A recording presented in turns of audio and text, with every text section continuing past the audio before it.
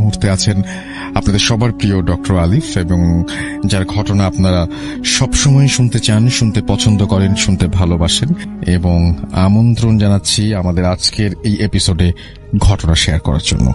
তো আমি যার ঘটনা শেয়ার করবো এটা হচ্ছে 1995 সালের ঘটনা, এবং যার ঘটনা তার নাম হচ্ছে কামরুল ইসলাম আর কি। তিনি গভর্নমেন্টের একটা সরকারি গভর্নমেন্টের একটা জব করতেন আর কি, সরকারি কোনো দপ্তরে জব করতো। তো তিনি ঢাকায় থাকতো একটা মেসে, এবং ওনার পরিবার থাকতো গ্রামের বাড়িতে। পরবর্তী সময় ওনার পরিবারকে তিনি ঢাকায় নিয়ে আসে, তার কারণ তার 3 ছেলে 1 মেয়ে, এবং ছেলে মেয়েদের উচ্চ শিক্ষা এবং পড়াশোনার জন্য তাদেরকে ঢাকায় নিয়ে আসা হয় ভালো স্কুলিং এর জন্য। তো তাদেরকে ঢাকায় একটা স্কুলে ভর্তি করা হয়, এবং তিনি হচ্ছে গ্রামের কিছু জমি জমা বিক্রি করে ঢাকায় কিছু সময় নিয়ে একটা জায়গা কেনেন, এবং এটা একটা পেরিফেরিতে, ঢাকার ভেতরে না, এটা ঢাকার পেরিফেরিতে জায়গাটা কেনেন, এবং জায়গাটা একটু নিচু এরিয়াতে, তো সামান্য বৃষ্টিতে পানি জমে যেত। তো তিনি বাড়ির চারিপাশে বাউন্ডারি দিয়ে একতলা একটা বাড়ি তোলেন। তো প্রায় তার জায়গাটা হচ্ছে প্রায় 4.5-5 কাঠা। তো তিনি ওর মধ্যে বাড়ি তোলেন ভেতরে, এবং বাসার সামনে কিছু জায়গা রাখেন, সবজি টবজি লাগান আর কি, গাছ টাছ কিছু লাগিয়ে রাখেন। তো পরবর্তী সময় ওই বাসাতেই তিনি ওঠেন, ওখানে 1 বছর থাকার পর তার ফুল ফ্যামিলিকে ঢাকায় নিয়ে আসেন। তো ওই এলাকায় স্কুলে তার ছেলে মেয়েদের ভর্তি করিয়ে দেন, এবং ওই এলাকার একটা আছে যে ওই এলাকাতে প্রায় সময় দেখা যেত যে মার্ডার হতো, এবং এলাকার আশেপাশে ওনার এরিয়ার আশেপাশে কোনো আহামরি দোকানপাট ছিল না। তো বসতিও ছিল অনেক দূরে দূরে ঘর, ওগুলোও টিনের বাড়ি, এগুলো এরকম বিল্ডিং না, একতলা এরকম পাকা বাড়ি না, দেখা যায় টিনের বাড়ি, চারিপাশে পাকা উপরে টিন, এরকম অনেকগুলো বাড়ি আছে, তাও অনেক দূরে দূরে। তো পাশাপাশি না, এখন যেমন ঘনবসতি এখন পাশাপাশি ছিল না। তো রাস্তাটাও কাঁচা রাস্তা, এরকম ইট সুরকি দিয়ে আছে কিছু এলাকা, কিছু জায়গায় কাঁচা, পাকা রাস্তা বলতে নাই। তো মেইন রোড অনেক বাইরে, তো এটা হাইওয়ের সাথেই, তো হাইওয়েটা একটু দূরে তার বাসা থেকে। তো বাজার আছে একটু দূরে বাজার, তো সেই বাজারে যেতে গেলে সাইকেল টাইকেল নিয়ে যেতে হইতো। তো সেই গ্রামের বাড়িতে তার একটা সাইকেল ছিল তার ছেলের, তো সেই সাইকেলটা ঢাকায় একবার পরে নিয়ে আসা হয়। তো তাদের এলাকায় যেটা বলছিলাম, যে এলাকায় বেশ মার্ডার হইতো, এবং মার্ডার গুলো হলে দেখা যেত যে মোস্টলি মার্ডার গুলো ধান খেতের পাশে পড়ে আছে। তো তার ছেলেমেয়েরা স্কুলে যাওয়ার সময় ওই লাশ দেখতে পড়ে আছে, বা পুলিশ এসে লাশ দেখা যাচ্ছে যে শনাক্ত করা ট্রাই করছে, অথবা লাশগুলো দেখা যেত মোস্টলি ওই হোগলা দিয়ে পেঁচানো। তো তারা এরকম কাছে যে কখনো দেখেনি, এবং কড়া ইনস্ট্রাকশন ছিল কামরুল সাহেবের বাচ্চাদেরকে যে তোমরা স্কুলে যাওয়ার সময় যদি লাশ টাশ পড়ে থাকতে দেখো, তোমরা কেউ যাবা না, পুলিশের কাছে টাছে যাবা না। তো তাদের ভয়ও লাগতো ওই জায়গায় থাকতে। কিন্তু তার ছেলেগুলা 3 ছেলে, তো বড় ছেলেটা নাইম, ওনার নাম হচ্ছে নাইম, তো ক্লাস 10-এ পড়তো, ওই দুরন্ত সাহসী এরা। তো ঘটনার দিন প্রচন্ড বৃষ্টি এবং ঝড় তুফান হচ্ছে, ওইটা হচ্ছে ওইবারের প্রথম বৃষ্টি, এর আগে বৃষ্টি হয় নাই। তো ওই গরম শুরু হওয়ার সময় প্রথম কালবৈশাখী ঝড় আর কি, প্রচন্ড বৃষ্টি। তো সেদিন রাতে অনেক বৃষ্টি হওয়াতে পানি জমে গেছে, তো তখনও বৃষ্টি হচ্ছে। তো রাত্রে 1টার দিকে এত বৃষ্টি, তো ইলেকট্রিসিটি নাই, আর ইলেকট্রিসিটি ডিভিশনটা এত উন্নত ছিল না ওইখানে। তো তার বড় ছেলে কি করলো, তার বড় ছেলের ওটা কি বলে, শাবল নিল, ঘরের ভেতর থেকে শাবল নিয়ে, ওই যেহেতু ভেতরে পানি জমে গেছে, তো তিনি কি করলেন, একটা গর্তের মতো করলেন গেটের পাশ দিয়ে, যেটা পানিটা বের হয়ে যেতে পারে। হঠাৎ করে ধূপ করে একটা শব্দ হলো বাড়ির পেছনের দিকে। তাদের কলা গাছটা নুয়ে পড়ার মতো, তিনি উকি মারলেন, উকি মেরে দেখেন কলা গাছটা নুয়ে পড়েছে। তো পেছনে গেলেন যে কাহিনী কি, কলা গাছটা এরকম নুয়ে পড়লো, ধূপ করে সাউন্ড হলো। আশেপাশে 100 ফিটের মধ্যে কোনো ঘর বাড়ি নাই, এবং 100 ফিটের মধ্যে কোনো বড় গাছও নাই। তো তাদের জায়গাটা একটা ক্ষেতের থেকে কেনা, তো ওই জায়গা থেকে রোড গেছে, সাথেই রোড, একদম রোডের সাথেই। তো তিনি পেছনে যান, পেছনে গিয়ে দেখেন একটা ডেড বডি, অত কাছেও যায় নাই, কলা গাছটা নুয়ে আছে, এবং পাঁচ দিয়ে ডেড বডি একটা কলা গাছের পাতা ধরে পড়ে আছে আর কি। তিনি দৌড়ে ঘরের ভিতরে আসেন, এবং হাঁপাতে তার বাবাকে বলে, বাবা আমি এরকম একটা জিনিস দেখলাম, চলো। তো বাসার মহিলারা এবং ছোট ছেলেদেরকে ভেতরে রেখে তিনি তার বড় ছেলে বাইরে যায়, শাবলটা হাতে ছিল। বাইরে যেয়ে দেখে কলা গাছটা ঠিকই নুয়ে আছে, কিন্তু ওখানে কোনো ডেড বডি নাই। তো পুরা বাড়ির চারিপাশটা তারা খোঁজার পরে অনেক চেষ্টা করে ডেড বডিটা খোঁজার, কিন্তু খুঁজে না। রাতের বেলা তারা মোটামুটি কামরুল সাহেব এবং নাইম ভাই দুইজনই সজাগ ছিল। সজাগ থাকার পরে পরের দিন সকালবেলা তারা থানায় যায়, ওই থানাও অনেক দূরে। থানাকে জানার পরে থানার পুলিশ ওই জায়গায় আসে ভেরিফিকেশনের জন্য, ইন্টারোগেট করে, কিন্তু থানার পুলিশদেরকে উনি কোনো নির্দিষ্ট ইনফরমেশন দিতে পারে না, এবং থানার পুলিশ বলে ঠিক আছে, কোনো খবর পেলে আমি জানাবো। তো ডেড বডি যে ওইটা কনফার্ম করতে পারে না আর কি, যে আছেই। তো পরে আর পুলিশের কোনো হদিশ পাওয়া যায় নাই। তো 10-15 দিন ভালোই ছিল। হঠাৎ করে তার বাসার ছাদের মধ্যে দিন রাত 9টার দিকে সবাই পড়ছে, তো ওই ড্রয়িং রুমে তাদের, ওইখানে ড্রয়িং রুম বলতে হচ্ছে ড্রয়িং রুমে খাট, টেবিল, সোফাও আছে, তো ওই ভাই পড়ছে আর কি ড্রয়িং রুমের মধ্যে, পড়াশোনা করতে করতে হঠাৎ করে তার রুমটার থেকে আবার গেট ডাইরেক্টলি জানালাতে দেখা যেত এবং জানালার পাশেই তার টেবিল। তো তিনি পড়ছে, হঠাৎ করে ধুমধুম শব্দ ছাদের মধ্যে। তো তাদের বাসার বাইরে দিয়ে একটা মই ছিল ছাদে ওঠার জন্য। তো তিনি কি করলেন, মইটা ধরে ছাদে উঠলেন। ছাদে উঠে দেখলেন যে কাহিনী কি, এত ময়লা কোথার থেকে আসলো, অনেক বিচ্ছিরি গন্ধ আসছে ময়লা থেকে, মানে কটকা গন্ধ আর কি। তো তিনি নিচে নামলো এবং বাবা হলো মা ছাদের উপরে কে জানি ময়লা ফেলাইলো, কিন্তু এই ময়লায় ছুঁড়ে ফেলতেও তো তাদের বাসার কাছে আসার লাগবে, কিন্তু এরকম কেউ মানুষ তো আসলে শব্দ পাবো, পাশে ধান ক্ষেত, কে ধান ক্ষেত মারায় বাসার ছাদের উপর ময়লা ফেলবে।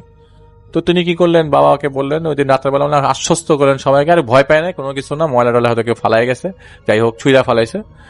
তো যাই হোক উনি পরের দিন সকালবেলা এটার কোনো গুরুত্ব দেয় না। তো ওই দিন রাতে বৃষ্টি হচ্ছিল, সেদিন ঘটনার ওই এরপর একটা আরেকদিনের ঘটনা, যে রাতে ঘটনার দিন বৃষ্টি হচ্ছিল এবং তিনি ওইরকম ভাবে পড়ছিলেন রাত 10টা, 9:30, 9:30, 10টার দিকে। হঠাৎ করে ধূপ করে একটা শব্দ, উপর থেকে যদি জাম্প করে অথবা বস্তার মতো জিনিস ফেলে এরকম শব্দ। তো তিনি ওই রুমের মধ্যে শুধু তিনিই ছিলেন, আর কেউ ছিল না, নাইম ভাই ছিলেন। তো তিনি দেখলেন যে একটা ডেড বডির মতো পড়ে আছে তাদের গেটের সামনে, গেটের বাউন্ডারির ভিতরে। তো তিনি আব্বা বলে চিৎকার করে তিনি গেটের সামনে কাছে যান। তো তিনি দেখছেন যিনি যতই কাছে যাচ্ছেন ততই জিনিসটার মানে আকৃতি চেঞ্জ হচ্ছে। তিনি কাছে যে দেখেন এটা গাছের ডাল, অবাক হয়ে যায়, এত বড় গাছের ডাল, এত মোটা গাছের ডাল কে ফেলাবে, কোথার থেকে, আশেপাশে তো সুউচ্চ ভবনও নাই। তিনি খুব ভয় পেয়ে যান, তার বাবাকে বলেন, বাবা এই কাহিনী কি অবস্থা। তো রাতের বেলা সবাই ঘুমায় এবং সজাগ থাকে তারা রাতে, মানে স্পেশালি নাইন ভাই খুব মানে রাতের বেলা ঘুমাই নেই বলতে গেলে, কারণ তিনি নিজে দেখেছেন, তো বাকি কেউ দেখে নাই। ওই গাছের ডালটা ঘরের সামনে কিন্তু পড়ে আছে, ওইটার ব্যাপারে আর কিছু না। পরের দিন সকালবেলা ওই গাছের ডালটা ঘরের সামনে পড়েই ছিল, কিন্তু চিৎকার চেঁচামেচিতে ঘুম ভাঙে। পরের দিন শুক্রবার থাকায় তারা ঘুম থেকে একটু দেরি করে ওঠে, 10:30, 9টা, 9:30, 10টার দিকে ওঠে। ঘুম থেকে উঠে থেকে চিৎকার চেঁচামেচি, আশেপাশে মানুষের ভিড়। তো তারা দরজা খুলে, কামরুল ইসলাম দরজা খুলে দেখেন পুলিশ দাঁড়িয়ে আছে, আশেপাশের লোকজনও ভিড়। তাদের গেটের বাইরে দেয়ালের সাথে হেলান দেওয়া একটা ডেড বডি পাওয়া গেছে এবং ডেড বডিটার হাত নাই। তো তারা দেখছে ডেড বডিটার সামনে একদম, ডেড বডি হোগলা দিয়ে তখনও পেঁচানো শুরু করে নাই। তো পুলিশ জিজ্ঞেস করে, আপনার বাসার সামনে এরকম ডেড বডি আসলো কোথা থেকে? তো বলে যে ভাই দেখেন এখানে তো অনেক সময় ডেড বডি পড়ে থাকে, আমরা কিভাবে বলবো। তো তারা আবার স্বীকার করে না নাইম ভাই যে আগের দিন রাতের বেলা কি দেখছে বা কিছু একটা, উনি কিছু বলে না আর কি। নাইম ভাই চালাকি করে জিনিসটা বলে না। আবার কোথা থেকে পুলিশ কি ধরনের কোয়েশ্চেন জিজ্ঞেস করে, তো বাঁচার জন্য এই জিনিসটা তিনি অ্যাভয়েড করে যান। তো পরে ওই পুলিশ লাশ নিয়ে যায় এবং এই লাশের জন্য কোনো নাকি পরে খবর নিয়েছিল এবং জিডিও করা ছিল। উনি বলেছেন, আমি দেখেন আমি কয়েকদিন আগে জিডিও করেছিলাম এই বাসায় এরকম একটা জিনিস, তো কাহিনী কি। তো পুলিশ বলে যে আসলে এই লাশটা তো কেউ ক্লেম করতে আসে নাই, পরে সরকারি ওয়েতে দাফন করে দেয়। তো ওনারা বাসাতে এই ঝামেলা এরকম, এরপর থেকে বাসাতে ধূপ ধূপ শব্দ, ছাদের উপরে প্রায় সময় ময়লা পড়ে থাকতো, ইভেন ময়লা মাঝে মধ্যে দেখা যেত গেটের সামনে ময়লা পড়ে আছে। তো প্রথম মনে হতো যে বিড়াল হয়তো ময়লাগুলা টেনে হিচড়ে নিয়ে আসছে বা কিছু একটা, কিন্তু এরকম হওয়ার কথা না আর কি। এত বেশি ময়লা বিড়াল টেনে হিচড়ে নিয়ে আসবে না, মাংস, হাড়, গোড় এগুলি টেনে নিয়ে আসবে না। তো উনি কি করলো, পরে একজন কবিরাজকে ডাকলো। তো ওই কবিরাজকে নিয়ে আসার সময় কবিরাজকে বাস স্ট্যান্ড থেকে আলাদা করে নিয়ে আসতে হচ্ছিল। তো কবিরাজ দূর থেকে বাসা দেখে বলে যে না, আমি বাসায় ঢুকবো না। বলে কেন, কি হয়েছে? বলে যে না, বাসায় ঢুকবো না, আপনার অন্য কাউকে দেখান, এই বাসায় আমি ঢুকবো না। তো কবিরাজ ওখান থেকে চলে যায়। তো তার কামরুল ইসলাম সাহেবের ওয়াইফের শালা, তিনি চিটাগং থেকে আরেকটা লোক নিয়ে আসে, ওই হুজুর মাওলানা, উনি বাসায় আসে। উনি চিটাগং এর বাড়ি, কিন্তু উনি ওই মুহূর্তে ঢাকায় ছিল। তো উনি 1 মাসের মতো ঢাকায় থাকবে, একটা কি কিছু একটা ছিল, কাজের মধ্যে ছিল। তো যাই হোক উনি বাসায় ঢোকার পরে বলে যে আপনাদের বাসাটা তো আসলে ময়লাগুলো একটু সাফ করেন, আর বাসাটা তৈরি করার সময় আপনাদের তো বাঁধা হয় নাই, বাসাটা বাঁধেন নাই। তো এখন তো আর নিচে ফাউন্ডেশন, কয়তলা ফাউন্ডেশন দেওয়া? তো আঙ্কেল বলে যে, কামরুল ইসলাম সাহেব বলে যে আমার তো 2তলা ফাউন্ডেশন দেওয়া। বলে আসলে ফাউন্ডেশন দেওয়ার সময় বাঁধানো দরকার ছিল, যাই হোক আমি বাধাই দিব, কিছু টাকার বিনিময়ে টাকার কথা বলে। তো বাড়ির চারিপাশে দেয়ালের চারিপাশ ধরে চার দিয়ে আজান দিয়ে বেঁধে দেয়। তো বেঁধে দেওয়ার পরে থেকে কাহিনী শুরু। বলে যে আসলে দেখেন আপনাদের এখানে কিছু জিনরা ডিস্টার্ব করছে, এলাকার জিন, তো আপনি চাইলে ওদের সাথে আমি কথা বলতে পারি, তো আমি কালকে আসবো যদি আপনি বলেন।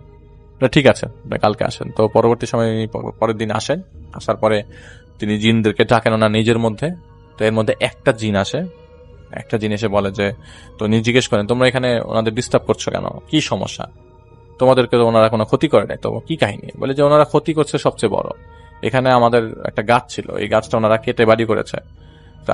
আমরা পছন্দ করি না, এবং স্পেশালি আমাদের সর্দার পছন্দ করে নাই। এটা পছন্দ করে নাই দেখেই এখানে ওনাদেরকে আমরা থাকতে দিতে চাই না। বলে না, তোমরা শোনো, দেখো তোমরা আমাকে জানো আমি কিরকম, আমাকে চেনো ভালো করেই, সুতরাং আমি চাই না তুমি আমার সাথে এই ঝামেলায় পাল্লায় পড়ো, তোমরা এই বাড়িটা ছাড়ো এবং ওনাদেরকে ডিস্টার্ব করো না। তো এর রিপ্লাই ওরা বলে যে ডিস্টার্ব করবো না, কিন্তু কিছু শর্ত আছে, কিছু জিনিসপত্র করতে হবে। তো উনি বলে যে কি জিনিসপত্র? তো কিছু পুকুরের জল কালেক্ট করতে বলে, পানি কালেক্ট করতে বলে, একটা কবরস্থানে ওই পানি একটা জিনিস পুঁতে রাখতে বলে, এবং বলে যে এই জিনিসগুলো 2টা আমাদের দিতে হবে। তো তারা চায় হচ্ছে 5টা ইলিশ মাছ এবং হচ্ছে মিষ্টি, 10 কেজি মিষ্টি। তো হুজুর বলে যে ঠিক আছে তোমাদেরকে দিব, কিন্তু তোমরা কিন্তু আশেপাশে থাকবা না, দেখো পাশে একটা করই গাছ আছে, ওইখানে চলে যাও, ওই করই গাছে থাকা শুরু করো, এখানে আইসো না। তো ওরা বলে যে ঠিক আছে আমরা চলে যাব, তোমরা আগে এই জিনিসটা আমাদের ছাদে, মানে বাসার ছাদে রেখে যাবা, আমরা নেওয়ার পরে তোমরা বুঝে যাবা। তো হুজুর চলে যায়, জিনিস করে কিছু সিস্টেম, কিছু প্রসিজার ফলো করায় দিয়ে ওনাদেরকে পানি টানি দিয়ে বলে যেগুলি ছিটাবেন সন্ধ্যার দিকে, আর 5টা ইলিশ মাছ নিয়ে আসার পরে আমাকে বলবেন, আমি পরে দিব, এটা ছাদের উপরে রাখবেন, এটা ওরা নিয়ে যাবে। তো 5টা ইলিশ মাছ আর 10 কেজি মিষ্টি ছাদের উপর রাখে। তো ওই যে নাইম ভাই বলছিলাম, উনি বেশ সাহসী। তো উনি কি করলো যে আসলে এই জিনিসটা উনি আবার বিশ্বাস করছিল না যে হুজুর কি বলতেছে। তো উনি সারা রাত সজাগ থাকবে এবং শব্দ পেলে বুঝবে ছাদের উপরে কেউ আছে, এবং উনি মোটামুটি বাউন্ডারির গেটের পাশে দিয়ে হাঁটতো এবং ঘরের ভিতরে ঢুকে কিছুক্ষণ বসতো, আবার গেটের বাইরে দেখতো ছাদের উপরে কেউ আসছে কিনা বা কিছু একটা। তো তিনি রাত 3টা পর্যন্ত যতবার উকি মেরেছে দেখেছে টর্চ লাইট দিয়ে ছাদের উপরে ওই ইলিশ মাছগুলা এবং মিষ্টিগুলা পড়েছিল, কেউ ধরে নাই। তো উনি রুমে যায় এবং একটা সময় বাসার টেবিলের মধ্যেই বসেছিল, কিছুক্ষণ পরে উনি 5 বিঘা ভোরবেলা দিয়ে ঘুমিয়ে যায়। তো সকালবেলা উঠে ছাদের উপর যায়, এবং ছাদের উপর যায় না এটা তো উনি শিওর, ভোরবেলায় 5টা 5:30 থেকে তার ঘুম ভাঙে, আবার অ্যালার্ম দিয়ে রাখে। তো ঘুম ভাঙার পর উনি ছাদের উপরে যায়, ছাদের উপরে যে দেখে আসলেই তো ওই ছাদের উপরে ইলিশ মাছের একটা 5টা ইলিশ মাছের মাথা পড়ে আছে, ইলিশ মাছের আঁশগুলো পড়ে আছে, মিষ্টির প্যাকেটগুলো পড়ে আছে, একটা মিষ্টিও নাই। তো উনি ওই জিনিসগুলো ধরে না। তো ওই হুজুর পরের দিন আসে এবং 3 দিন আসে ওনাদের বাসায় পরপর। তো পরের দিন আসার পর বলে যে এরকম ছাদের উপরে আসলে আমি আপনাদের বলতে ভুলে গেছি, ওরা যদি কোনো কিছু অবশিষ্ট রেখে যায় সেগুলো আপনারা ধরবেন না। তো হুজুর এইসব প্যাকেটগুলা এবং ইলিশ মাছের মাথাগুলা ওই করই গাছের নিচে যে এগুলি পুড়িয়ে দেয়, একটা পোটলার মধ্যে নিয়ে এটা পুড়ায় দেয়। তো এলাকার লোকজনও তাকায় ছিল হুজুর কি করে, তো উনি কাউকে কিছু বলে না। তো হুজুর বলে যে ঠিক আছে আমার কাজ শেষ, আমি চলে যাই, যদি কোনো প্রবলেম হয় জানাবেন, আর এইসব জিনিসগুলো আগামী 15 দিন ফলো করবেন। তো ওনাদের 15 দিনের জন্য কিছু পানি পড়া দিয়ে যায়, সবাইকে আমল করতে দিয়ে যায়। তো হুজুর চলে যায়। তো ওই 15 দিন কেন, আর পর থেকে কখনো কিছু হয় না এবং হুজুরকেও ডাকার লাগে নাই। তো ওই হুজুরটা প্রায় সময় তাদের বাসায় আসতো দেখা সাক্ষাৎ করার জন্য, তাদের পছন্দ হয়েছিল দেখে হুজুরটা প্রায় আসতো, হুজুরকে খাওয়া দাওয়া করাতো ওনারা। তো প্রায় 10 বছর যাবত উনি আসতো আর কি। পরে এই ভাই হচ্ছে ওমানে চলে আসার পর আর দেখা সাক্ষাৎ হয় নাই হুজুরের সাথে। তো তাদের এলাকাটাতে এখন অনেক ঘন বসতি। বলে যে তিনি বললেন যে ওই করই গাছ দিয়ে প্রায় সময় বাজারে যাওয়ার সময় ওই করই গাছটা পড়তো। তো এই করই গাছের নিচ দিয়ে যাওয়ার সময় খুবই ভয় লাগতো যে আবার কি ধরে বসে না বসে, কিন্তু কখনো পরে ওই জিনগুলা ডিস্টার্ব করে নাই, তাদেরকে ক্ষতি করে নাই, কিন্তু অত ঝামেলা করে নাই আর কি। তো উনি এটা পাঠিয়েছিলেন, এটা ছিল ওনার ঘটনা। Thank you so much. আমরা চলে যাব আবারও ডক্টর আলিফ ভাইয়ার দ্বিতীয় ঘটনায়। আমি যে ঘটনাটা এখন শেয়ার করব সেটা হচ্ছে মিরপুরের কোনো একটা ঘটনা, এবং আমি আগেই বলে নিতে চাই মিরপুরের অনেকবারই হন্টেড, কারণ এখানে আগের থেকে নাকি অনেক জায়গাতেই গণকবর দেওয়া হয়েছিল। সেই সব বাড়ির উপরে এখন বিল্ডিং তোলা সারি সারি। এবং ঘটনা শুরু হয় যার ঘটনা আমি শেয়ার করব তার নাম হলো অপসরা। তিনি যখন ক্লাস 7-এ পড়তেন, এক রাতে কে যেন তার বাম পা ধরে খুব জোরে টান দেয়, এবং তিনি ঘুমের ঘোরে বুঝতেই পারেন নাই মানে কে জানি কি তার পা ধরে টান দিয়েছে। তো মানে স্বাভাবিকভাবে সে অন্য পা দিয়ে ঠেলে আরেক কাত হয়ে ঘুমিয়ে পড়েন। সকাল উঠে পায়ের মধ্যে অনেক ব্যথা অনুভব করেন এবং মনে করেন গতকাল রাতে কে যেন তার পা ধরে টান দিয়েছিল। যদিও ভেতর থেকে দরজা লক ছিল, তার ভেতরে বাসার ভেতর রুমের ভেতরে কেউ ঢোকার কথা না। তো তিনি সবাইকে তাড়াহুড়া করে বাসার সবাইকে রাতে জিজ্ঞেস করে যে তাকে কেউ ডাকতে এসেছিল কিনা, এবং সবার উত্তর না, কেউ তাকে ডাকতে রুমে যায় নাই। তার কিছুদিন পর তার আম্মু সকালে হঠাৎ ঘুম থেকে উঠে বলে মানে তার মা বাথরুমে যাবার সময় নাকি কাকে দাঁড়িয়ে থাকতে দেখেছিল গতকাল। কে একজন লম্বা, মানে তিনি বাথরুমের পাশে দাঁড়িয়ে আছে এবং তিনি ঘুমের ঘোরে থাকার কারণে এটা প্রপারলি বুঝতে পারে নাই। যখন বাথরুমের আলোতে ঘুমের ঘোর কাটে তখন তিনি মনে করতে থাকেন এত রাতে এত লম্বা লোকটা কে ছিল। ওয়াশরুম থেকে বের হয়ে তিনি আর তাকে দেখেন না। তার মাও সবাইকে জানায়, কিন্তু কেউ এ কথার পাত্তা দেয় না। তার 2 থেকে 3 মাস পর তার মার বড় একটা অ্যাক্সিডেন্ট হয় এবং তিনি কোমায় চলে যায়। যখন তিনি কোমা থেকে ভালো হয়ে সুস্থ হয়ে বাড়িতে ফেরেন, তখন তিনি কাউকে চিনতে পারছিল না। শুধু বলতো আমি অমুক জায়গায় যাব, আমি জায়গার নামটা বলছি না। অদ্ভুত ব্যাপার, তার বাবা এবং পরিবারের কখনো কোনো মানুষজন ওই এলাকায় যায় নাই। এমনকি এমন অবস্থা যে এক সময় গড়ায় যে তাকে বেঁধে রাখা যাচ্ছিল না, তিনি চলেই যাবে সে এলাকাতে। এমন মাঝে মধ্যে দেখা যেত যে পুটলি টুটি বেঁধে রেডি যে সে ওখানে চলে যাবে। বাসায় রাতে যখন সবাই ঘুম থাকতো, তখন তার মা চুপি চুপি দরজা খোলার চেষ্টা করত। তো ওই সময় তাদের পরিবারে অন্য কোনো সদস্য ছিল না যে তার মার হাতে মার খায়নি। তো যে অপসরা আপু ঘটনা বলেছেন, তিনিও কয়েকবার খেয়েছেন। আর তার মা যখন মারতো, তখন তাদের সবার গালের মধ্যে আঙ্গুলের ছাপ নাকি 7 দিনের মতো থাকতো। এবং তাদের বাসায় যে খালা ছিল, সে খালার মানে তার বাসায় একটা খালা থাকতো, সেই খালাও নাকি সে খালার আঙ্গুলে নাকি কামড় দিয়ে বাঁকা করে ফেলেছিল। তার আম্মুর মধ্যে ছিল অন্যরকম একটা শক্তি সেই সময়। যাই হোক, কোনো মতে 1 বছর পার হয়ে যায়, তার মা সুস্থই হচ্ছিল না। তো কোন একটা কারণে তাদের এই বাসাটা ছেড়ে দিতে হয় এবং নতুন বাসায় উঠতে হয়। নতুন বাসায় উঠবার পর তার মা কেমন জানি আস্তে আস্তে ধীরে ধীরে সুস্থ হয়ে ওঠা শুরু করে। বাসার সবাই তখন খুশি হয়ে যায় যে আরে যাক, আলহামদুলিল্লাহ সুস্থ হচ্ছে। তো তার বাসা যেদিন বদলাবে, তার ঠিক কিছুদিন আগের কথা, তার রুমের সাথে ছিল একটা ব্যালকনি এবং সে সময় বন্যা হয়েছিল বলে তার বাবা অনেক লাকড়ি কিনে বারান্দায় রেখেছিল, কারণ গ্যাস এবং পানির প্রবলেমও ছিল। তো যাই হোক, রাতের বেলা হঠাৎ তার মনে হচ্ছিল কে যেন লাকড়িগুলো বান্ডেল থেকে সরিয়ে সরিয়ে একটা একটা করে ফ্লোরে রাখছে। তো অপসর আপু তখন জানালা দিয়ে তাকালো এবং দেখলো সব ঠিক আছে। আর ওনাদের ব্যালকনি ওনার রুমের সাথে লাগানো, কেউ গেলে তিনি দেখবেন সাথে সাথে। তো সবার সাথে সাথে সেই শব্দ আবার শুরু হয় পাগলের মতো। তিনি এক চিৎকারে তার বাবা মা রুমে চলে যায় এবং বলে, তার বাবা এসে সব চেক করে, কিন্তু কিছুই ছিল না। তো নতুন বাসা ওঠার পর তার মা অনেকটাই সুস্থ হয়ে যায়, কিন্তু আগের কোনো কিছুই তার মনে নাই, সব ভুলে গেছে। এবং ডাক্তারও বলে যে অবস্থা এত খারাপ ছিল, যদি সার্ভাইভ করবে এটাই মিরাকল। তো অপসর আপুর যে নতুন বাসাটা উঠেছিল, সেইটা ছিল একদম অন্ধকার এবং 2টা বাড়ির মাঝখানে একটা বাড়ি আর কি, যেটাতে কোনো আলো বাতাস নেই। একটা বিল্ডিং হতো আর একটা বিল্ডিং এর দূরত্ব মাত্র 1 হাতের মতো। এতই অন্ধকার ছিল যে দিনের বেলাতেও সব লাইট জ্বালিয়ে রাখতে হতো। বাড়িওয়ালারা ছিল 3 ভাই এবং পাশাপাশি বাবার পৈতৃক সম্পত্তিতে তারা পাশাপাশি 3টা বাড়ি করে। এবং এই বাড়িতে উঠবার পর তিনি বাসায় সবসময় একা থাকতেন। দেখা যেত তার বাবা মা বাইরে থাকতো এবং মোস্ট অফ দ্য টাইম তিনি অসুস্থ থাকতো এবং জল লেগেই থাকতো। তার ছোট ভাইটা সারাদিন স্কুলে থাকতো এবং তার বাবা মা চাকরি করতো, মা শুরুতে চাকরি করতো এবং ভাইটা কোচিং নিয়ে থাকার কারণে তো বাসায় আসতে লেট করে। তো তিনি থাকতেন একাই। এইদিকে বাসাটা ছিল দিনের বেলা অন্ধকার। তো 1 মাস পর কেটে যায়, তখন রাত 10 থেকে 10:30 হবে। তিনি খুব জ্বর, তার খুব জ্বর ছিল ওই দিন এবং তিনি ঘুম থেকে উঠে ওয়াশরুমে যায় এবং ওয়াশরুমে তিনি ঢুকেছিলেন। তখন তার পরিষ্কার মনে ছিল কিচেনের ফ্যানটা অফ, ওই দিন বাসায় কেউ ছিল না। কিন্তু তিনি যখন ওয়াশরুম থেকে বের হলেন, দেখলেন কিচেনের ফ্যানটা খুব জোরে ঘুরছে এবং অস্বাভাবিকভাবে। তখন তার মনে হতে লাগলো তার আম্মু এসে গেছে, মনে হচ্ছে রান্না করছে। তিনি রুমে গিয়ে বলেন, আম্মু এক গ্লাস পানি দাও তো। কিন্তু কোনো খবর নাই। কিন্তু কিচেন থেকে পাতিল নাড়াচাড়া করার শব্দ আসছে, কেউ রান্না করছে এবং মেইন গেট লাগানো, কিন্তু ফ্যান চলছে। তো উনি বাসায় তো থাকার কথা, কাহিনী কি? তিনি বাসায় একা, তাহলে কিচেনে কে?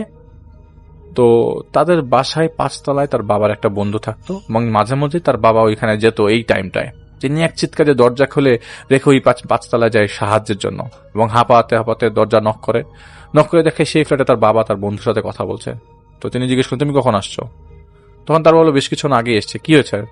তো ওই অপসর আপু বলে, তুমি আমাকে একা রেখে যাও, আমার তো ভয় লাগছে, কিচেনে কে জানো আছে। এটা বলার সাথে সাথে তার বাবা দৌড় দিয়ে বাসায় যায় এবং দেখে কিচেনের ফ্যানটা চলছে এবং জোরে জোরে ঘুরছে এবং সবাই খুব ভয় পেয়ে যায়, শক খেয়ে যায়। তো অপসর আপু এরকম সোফার উপর পা তুলে বসে এমনকি পানি চেয়ে নামাচ্ছিল না, এত ভয় পাচ্ছিল সেদিন। তার মা বলে যে পাশের বিল্ডিং এ কাজ চলছিল, হয়তো তুমি এটা তো তোমার মনের ভুল, এরকম ভয় থাকবার কারণে তুমি, এটা কোনো সমস্যা না। তারপর থেকে তিনি তার মার সাথেই ঘুমাতেন।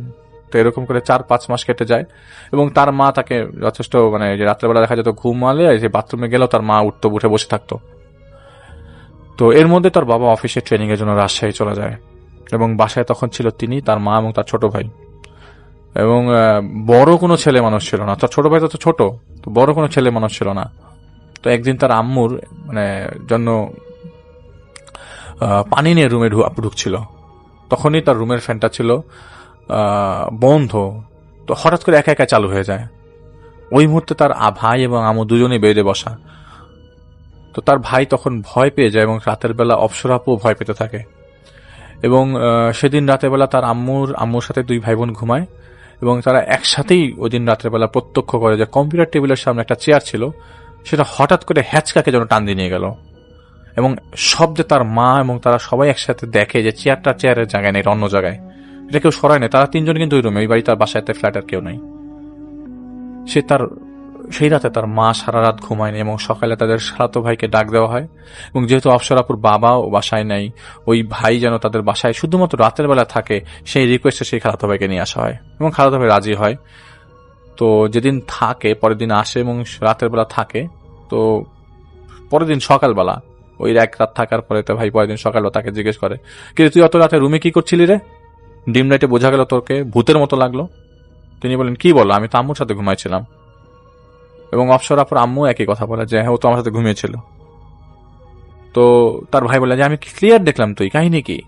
তখন অপ্সরাপুর আম্মু বলে যে আরে তুই কি বলিস, আমি তো ওয়াশরুমে গেলাম, উঠে বসে থাকি, তুই কি দেখছিস বুঝলাম না। তো তার খালাতো ভাই কিছুক্ষণ চুপ করে থাকার পর বললো, খালা আমি আজকে চলে যাব, আমার কিছু কাজ আছে, রাতে থাকতে পারবো না, আমি আমার ছোট ভাইকে পাঠাই দিব না। তো তার কথা মতো ঠিক 2 দিন পর তার ছোট খালাতো ভাই, ওনারই ভাই আসে এবং প্রথম দিন রাতের বেলা থাকার পর ঠিক একইভাবে সকালবেলা কথা, কিরে কাল রাতে তুই ডিম লাইটের মধ্যে সোফায় বসেছিলি কেন? কি করতেছিলি এত রাতে? এত ডাকলাম, এত জিজ্ঞেস করলাম, কথাই বললি না। আমি তো ভাবলাম না কি, পরে রুমে গিয়ে ঘুমাই গেলাম। তখন তিনি বলেন, মানে অপ্সরা আপু বলেন, কই না তো, আমি তো আমার আম্মুর সাথে ঘুমাইছিলাম। একই অবস্থা। তিনি শোনার পর বাসায় এক মুহূর্তের জন্য থাকলো না, কোন রকম ফ্রেশে বের হয়ে গেল। তাকে হাজারবার জিজ্ঞেস করা সত্ত্বেও কিছু বলল না। এবং এভাবে বেশ কিছুদিন কেটে যায় এবং তাদের বাসা খালিই থাকে। কোনো বড় আর সাহসী মানুষ নাই যে তাদেরকে ওখানে হেল্প করা কিছু একটা। তো দিনে দিনে অপ্সরা আপু আস্তে আস্তে অসুস্থ হতে থাকে আরো বেশি। তো ওই মুহূর্তে গ্রাম থেকে তার আপন নানাকে নিয়ে আসা হয়। তো তার নানা ছিল 5 ওয়াক্ত নামাজি মানুষ। তিনি আসার 2 দিনের মাথায় তাকে সকালে ঘুম থেকে উঠে বলে, এই তুই একটু সাবধানে থাকবি তো। তো অপ্সরা আপু হাজারবার জিজ্ঞেস করার সত্ত্বেও তার নানা তাকে কিছুই বলে না। এবং সেদিন দুপুর পর্যন্ত তার শরীর বেশ দুর্বল হতে থাকে এবং রাতের বেলা শরীর মারাত্মক কাঁপুনি দিয়ে ওঠে এবং বারবার ঘুমের মধ্যে তিনি বিড়বিড় করে কি জানি বলছিল। এবং রাতে তার মা না ঘুমাতে পেরে সজাগই থাকে।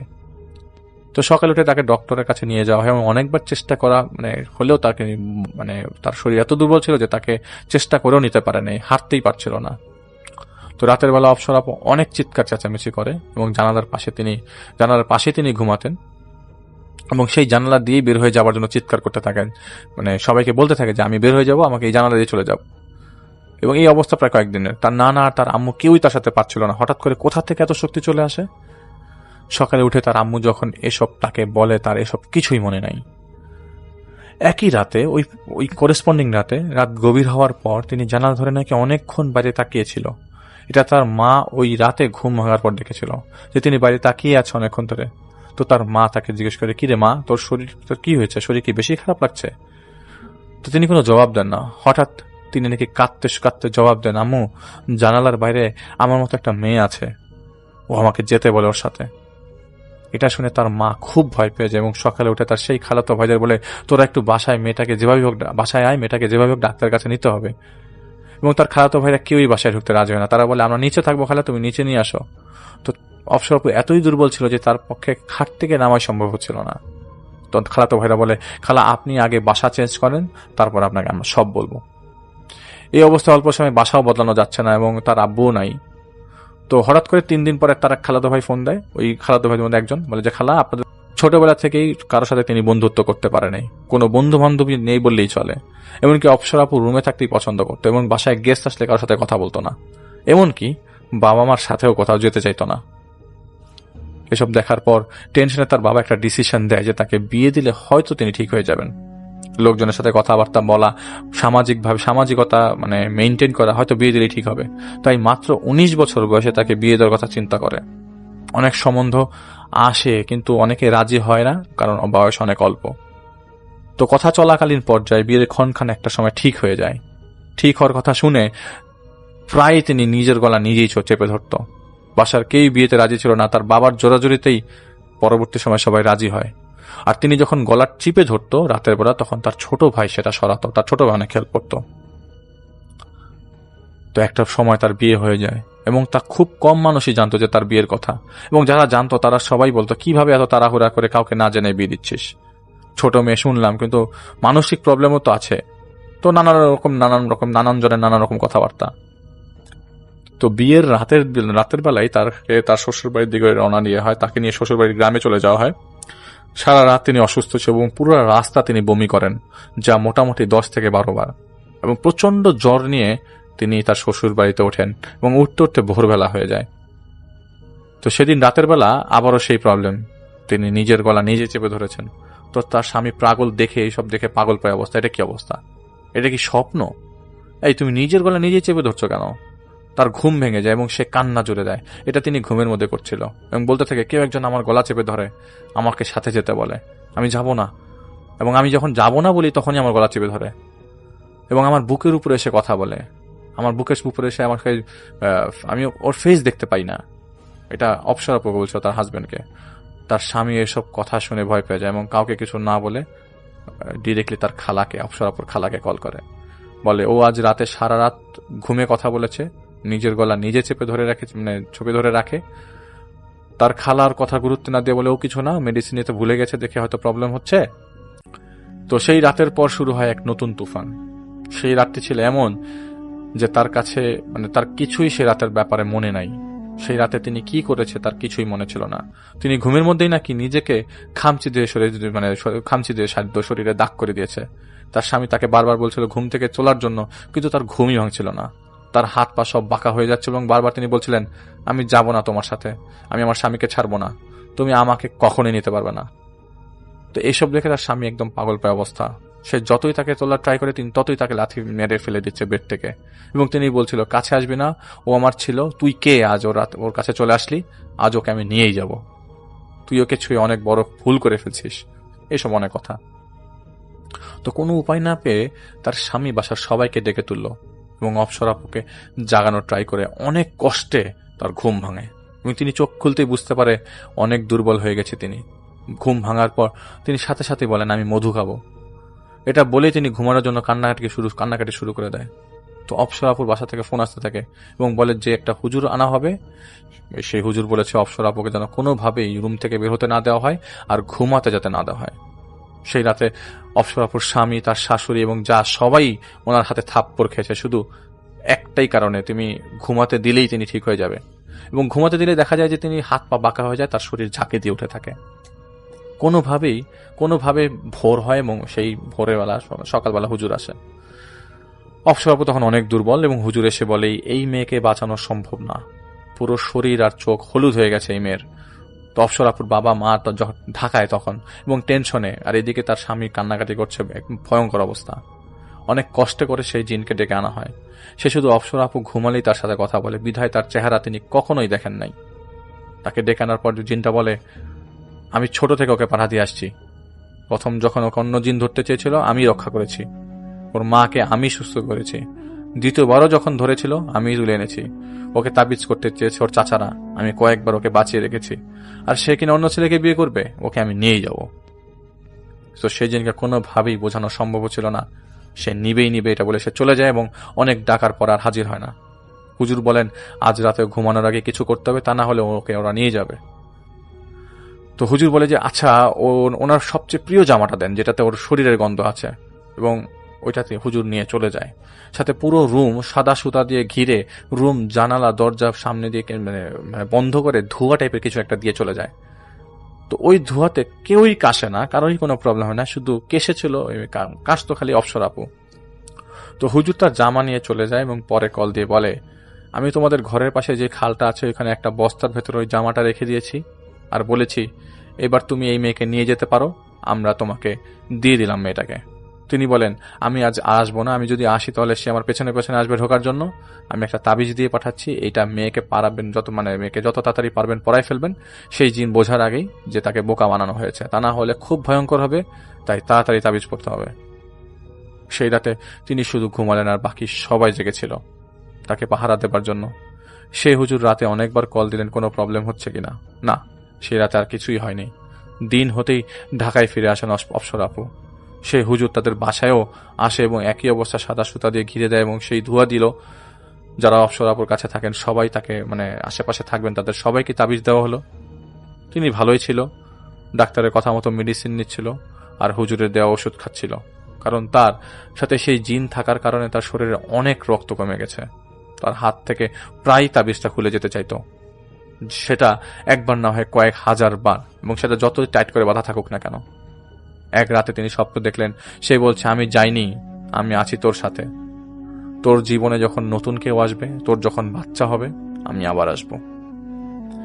তিনি ভয় পেতে লাগলেন, ছোট ছোট শব্দ ভয় পেতে লাগলেন, ভয় এমন পেতে লাগলেন এই বুঝি সত্যি কেউ আসলো। সবাই ধরে নিয়েছে এটা তার মেন্টাল প্রবলেম। যে সাফার করে শুধুমাত্র সেই বোঝে তার দিনগুলো কিভাবে যায় এবং কত বাজেভাবে যায়। এমনকি অল্প সাউন্ডও তিনি চিৎকার চেঁচামেচি শুরু করে দিতেন মাঝে মাঝে। তিনি জানেন না ভবিষ্যতে কি হবেন, মানে ভবিষ্যতে কি হতে পারে তার সাথে। ওনার প্রশ্ন একটাই, আসলে কি আসবে সে জিনটা তাকে নিতে? এটা ছিল তার ঘটনা। থ্যাংক ইউ সো মাচ অপসর আপু আপনার ঘটনার জন্য। আমরা এই মুহূর্তে চলে যাব আমাদের পরবর্তী ঘটনা শুনতে আমাদের পরবর্তী অতিথির কাছে। আসসালামু আলাইকুম লিসনার্স, আমি মিরপুর 12 কালশি থেকে রিয়াদ ফেরদৌস বলছি। ঘটনাটি আমি পেয়েছি শাহেদ ভাইয়ের কাছ থেকে। শাহেদ ভাইয়ের সাথে ঘটনাটি ঘটেছিল। উনার বাসা হচ্ছে কুষ্টিয়া জেলার মিরপুর উপজেলার নিমতলা গ্রামে। শাহেদ ভাই ওই গ্রামে একটি মাদ্রাসায় পড়েন। মাদ্রাসায় থেকে তার বাসা ছিল প্রায় 3 কিলোমিটারের মতন। উনি সেই বছর এসএসসি এক্সাম দিয়েছিলেন এবং সরাসরি ঘটনায় চলে যাই। উনি যে মাদ্রাসায় পড়তেন সেই মাদ্রাসা এসএসসি ব্যাচকে নিয়ে প্রতি বছর শিক্ষা সফরের আয়োজন করত। তো সেই বছরে আসলে ব্যতিক্রম ছিল না। ওনাদের শিক্ষা সফরের দিনটি ছিল 10 মার্চ 2019। ওই দিন সকাল 8টার দিকে ওনারা শিক্ষা সফরের উদ্দেশ্যে বের হয়ে যান। সারাদিন ওনারা অনেক মজা করেন। ফিরতে ফিরতে রাত প্রায় 11:30 মতো বেজে যায়। গ্রামে 11:30 অনেক রাত, কিন্তু উনাকে বাসায় ফিরতে হবে। উনার বন্ধুরা আসলে বাসায় একা ফিরতে ওনাকে নিষেধ করছিল। ওনার ওখানেই কারো বাসায় থেকে যেতে বলছিল, কিন্তু ওনার থাকার মোটেও ইচ্ছা ছিল না, কারণ তার বন্ধু যে বাসা যেই জায়গাটাতে সেই জায়গাটা মোটেও ভালো ছিল না। চুরি ডাকাতি ছিনতাইয়ের অনেক ভয় ছিল। বাসা থেকে যেহেতু দূরত্ব 3 থেকে 3.5 কিলোমিটারের মতন, উনি বাসায় যাওয়ার সিদ্ধান্ত নেন। ওখানে এক বন্ধুর কাছ থেকে সাইকেল নিয়ে বাসার উদ্দেশ্যে রওনা করেন। রাতটা ছিল চমৎকার, পূর্ণিমার রাত। অনেক বড় একটা মাঠ, মাঠের পাশেই রাস্তা, আর মাঠের পরেই ওনাদের গ্রাম। আসলেই খুব এনজয় করছিলেন প্রথম সাইকেল জার্নিটা। সাইকেল চালাতে বেশ ভালো লাগছিল শীতের মধ্যে, যেহেতু শীতকাল ছিল, কুয়াশাও ছিল। তবে সাইকেল চালানোর একটা সময় উনি কুকুর বা শিয়াল জাতীয় কোনো কিছুর সাথে ওনার সাইকেলটা বাড়ি খায়। এতে উনি সাইকেল সহই রাস্তায় পড়ে যান। সাথে সাথে উঠে পড়েন, এবং উঠে পড়ার পরে উনি খোঁজেন যে কিসের সাথে উনি বাড়ি খেলেন, বাট উনি আসলে কোনো কিছু পায় না। উনি এতে কিছুটা ব্যথাও পান। আবার উনি সাইকেল চালানো শুরু করে। তো কিছুক্ষণ যাওয়ার পর উনি ফিল করেন যে ওনাকে কেউ ফলো করছে। যথারীতি পেছনে তাকায়, বাট কিছুই দেখতে পায় না। কিছুক্ষণ পর ওনার মনে হয় কেউ একজন ওনার পিছে দৌড়াচ্ছে, এবং উনি দৌড়ানোর শব্দও পাচ্ছিল, মানে পায়ের একটা আওয়াজ ছিল। উনি এবার আর পিছনে তাকালেন না। মনে একটু ভয় পাচ্ছিলেন, এবার একটু ভয় তার ভিতরে জাগছিল। সাইকেল একটু দ্রুত চালানো শুরু করলেন। এরপরে উনি মনে হচ্ছিল সাইকেলটা একটু ভারী হয়ে গেছে। সাইকেলের পেছনে কেউ একজন হয়তো বসে আছে, এবং এটি উনি অনুভব করছেন, কারণ জিনিসটা নিঃশ্বাস ওনার ঘাড়ে লাগছিল। এবার ওনার অবস্থা একটু খারাপ হয়ে গেল। উনি প্রচন্ড মাত্রায় ভয় পেয়ে গেলেন। পকেট থেকে মোবাইলটা বাইর করলেন, দেখলেন যে সময় হচ্ছে রাত 11:57 মতন। তো উনি মোবাইলে আজান ছাড়লেন। ইন্টারেস্টিং ব্যাপারটা হলো, আজান ছাড়ার পর সবকিছু একদম স্বাভাবিক। ওনার সাইকেলটিও হালকা হয়ে গেছে।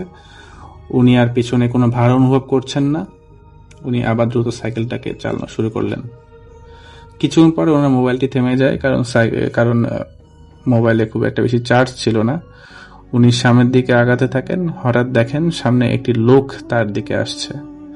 এটি দেখে ওনার ভিতরে কিছুটা সাহস সঞ্চার হয়। উনি ভাবে যে গ্রামের হয়তো কেউ কোনো কারণে রাস্তায় আসছে বা কোনো কাজে আসছে।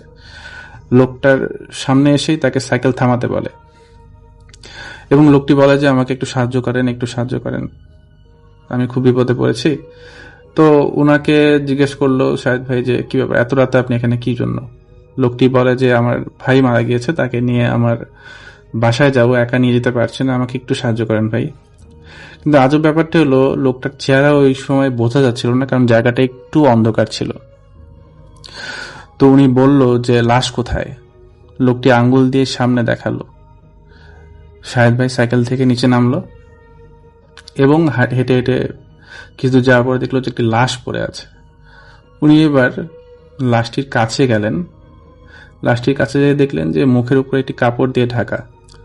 সাহস করে লাশের মুখ থেকে যখন কাপড়টি সরান, উনি দেখেন যে ভয়ঙ্কর একটা থ্যাতলানো চেহারা, বিভৎস একটা রূপ, চোখ ফুলে পুরা লাল হয়ে আছে, মুখের অবস্থা খুবই খারাপ, একদমই দেখা যাচ্ছে না। উনি প্রচন্ড ভয় পান, শরীরের রক্ত একদম ঠান্ডা হয়ে যায়, নড়াচড়া করতে পারছিল না, একদম শক্ত হয়ে যায়, ভয় পেলে যেটা হয় আর কি। তো চিৎকার করার মতো শক্তি ওনার ছিল না। তো তখন উনি খেয়াল করে যে পাশে যে লোকটা ছিল উনি কিন্তু আর নেই। পুরো নিস্তব্ধ একটা প্রান্তরে উনি একা, আশেপাশে কোথাও কোনো মানুষের চিহ্ন নেই। লাশটা তখন বীভৎসভাবে শব্দ করছিল এবং হাসছিল। হঠাৎ এর মধ্যেই লাশটি তার বাম হাতটা চেপে ধরে। শাহেদ ভাইয়ের অবস্থা তখন খুবই খারাপ হয়ে যায়। আল্লাহু আকবার বলে এক টান দেয়, হাতটি শরীর থেকে ছিঁড়ে বের হয়ে আসে। উনি সবকিছু ফেলে এবার দৌড়ানো শুরু করেন। বাট দূর থেকে উনি একটা আওয়াজ শুনছিলেন যে আমার হাতটা ফেরত দে, হাতটা ফেরত দে। উনি এই অবস্থায় কখন যে জ্ঞান হারায় ওনার খেয়াল নেই। ওনার জ্ঞান ফরে প্রায় একদিন পর। উনি ওনার নিজেকে আবিষ্কার করেন একটি হসপিটালে। তো এর মাঝে একটা জিনিস আসলে বলতে ভুলে গেছি, সেটা হচ্ছে উনি যখন সাইকেলে করে রওনা দিয়েছিল তখন ওনার বাবাকে উনি ফোন করেছিল যে বাবা আমি রওনা দিচ্ছি, এই সময়ের মধ্যে আমি চলে আসব। তো ওনার বাবা যখন দেখে যে রাত প্রায় 1টার মতো বাজে, ওনার ছেলে এখনো বাসায় আসেনি, তখন উনি শাহেদ ভাইয়ের ভাইকে নিয়ে তার শাহেদ ভাইয়ের উদ্দেশ্যে রাস্তায় রওনা হন এবং রাস্তায় পড়ে থাকতে দেখেন ওনাকে। তো এরপরে শাহেদ ভাই প্রায় একদিন হসপিটালে ছিল, হসপিটাল থেকে একদিন পরে ছাড়া পায়। এরপরে তার প্রচন্ড জ্বর আসে, জ্বর প্রায় 5-6 দিনের মতো ছিল। এরপর সবকিছু নর্মাল হয়ে যায়, স্বাভাবিক হয়ে যায়। তবে এরপরে যে ঘটনাগুলো ঘটে সেটা হচ্ছে শাহেদ ভাই রাতে মাঝে মাঝে স্বপ্ন দেখতো কেউ ওনাকে বলছে আমার হাতটা ফেরত দে, আমার হাতটা ফেরত দে। তো উনি প্রথম প্রথম স্বপ্নগুলো দেখলো, খুব বেশি আসলে মনে রাখতেও পারেনি আর অত খেয়ালও করেনি। বাট যখন উনি দেখছে যে প্রতিনিয়ত কন্টিনিউয়াসলি উনি এই স্বপ্নটা দেখছেন, ওনার ফ্যামিলির সাথে উনি ব্যাপারটা শেয়ার করেন। ওনার বাসা থেকে ওনার বাবা মা একটা হুজুরের কাছে নিয়ে যান, এলাকার হুজুর।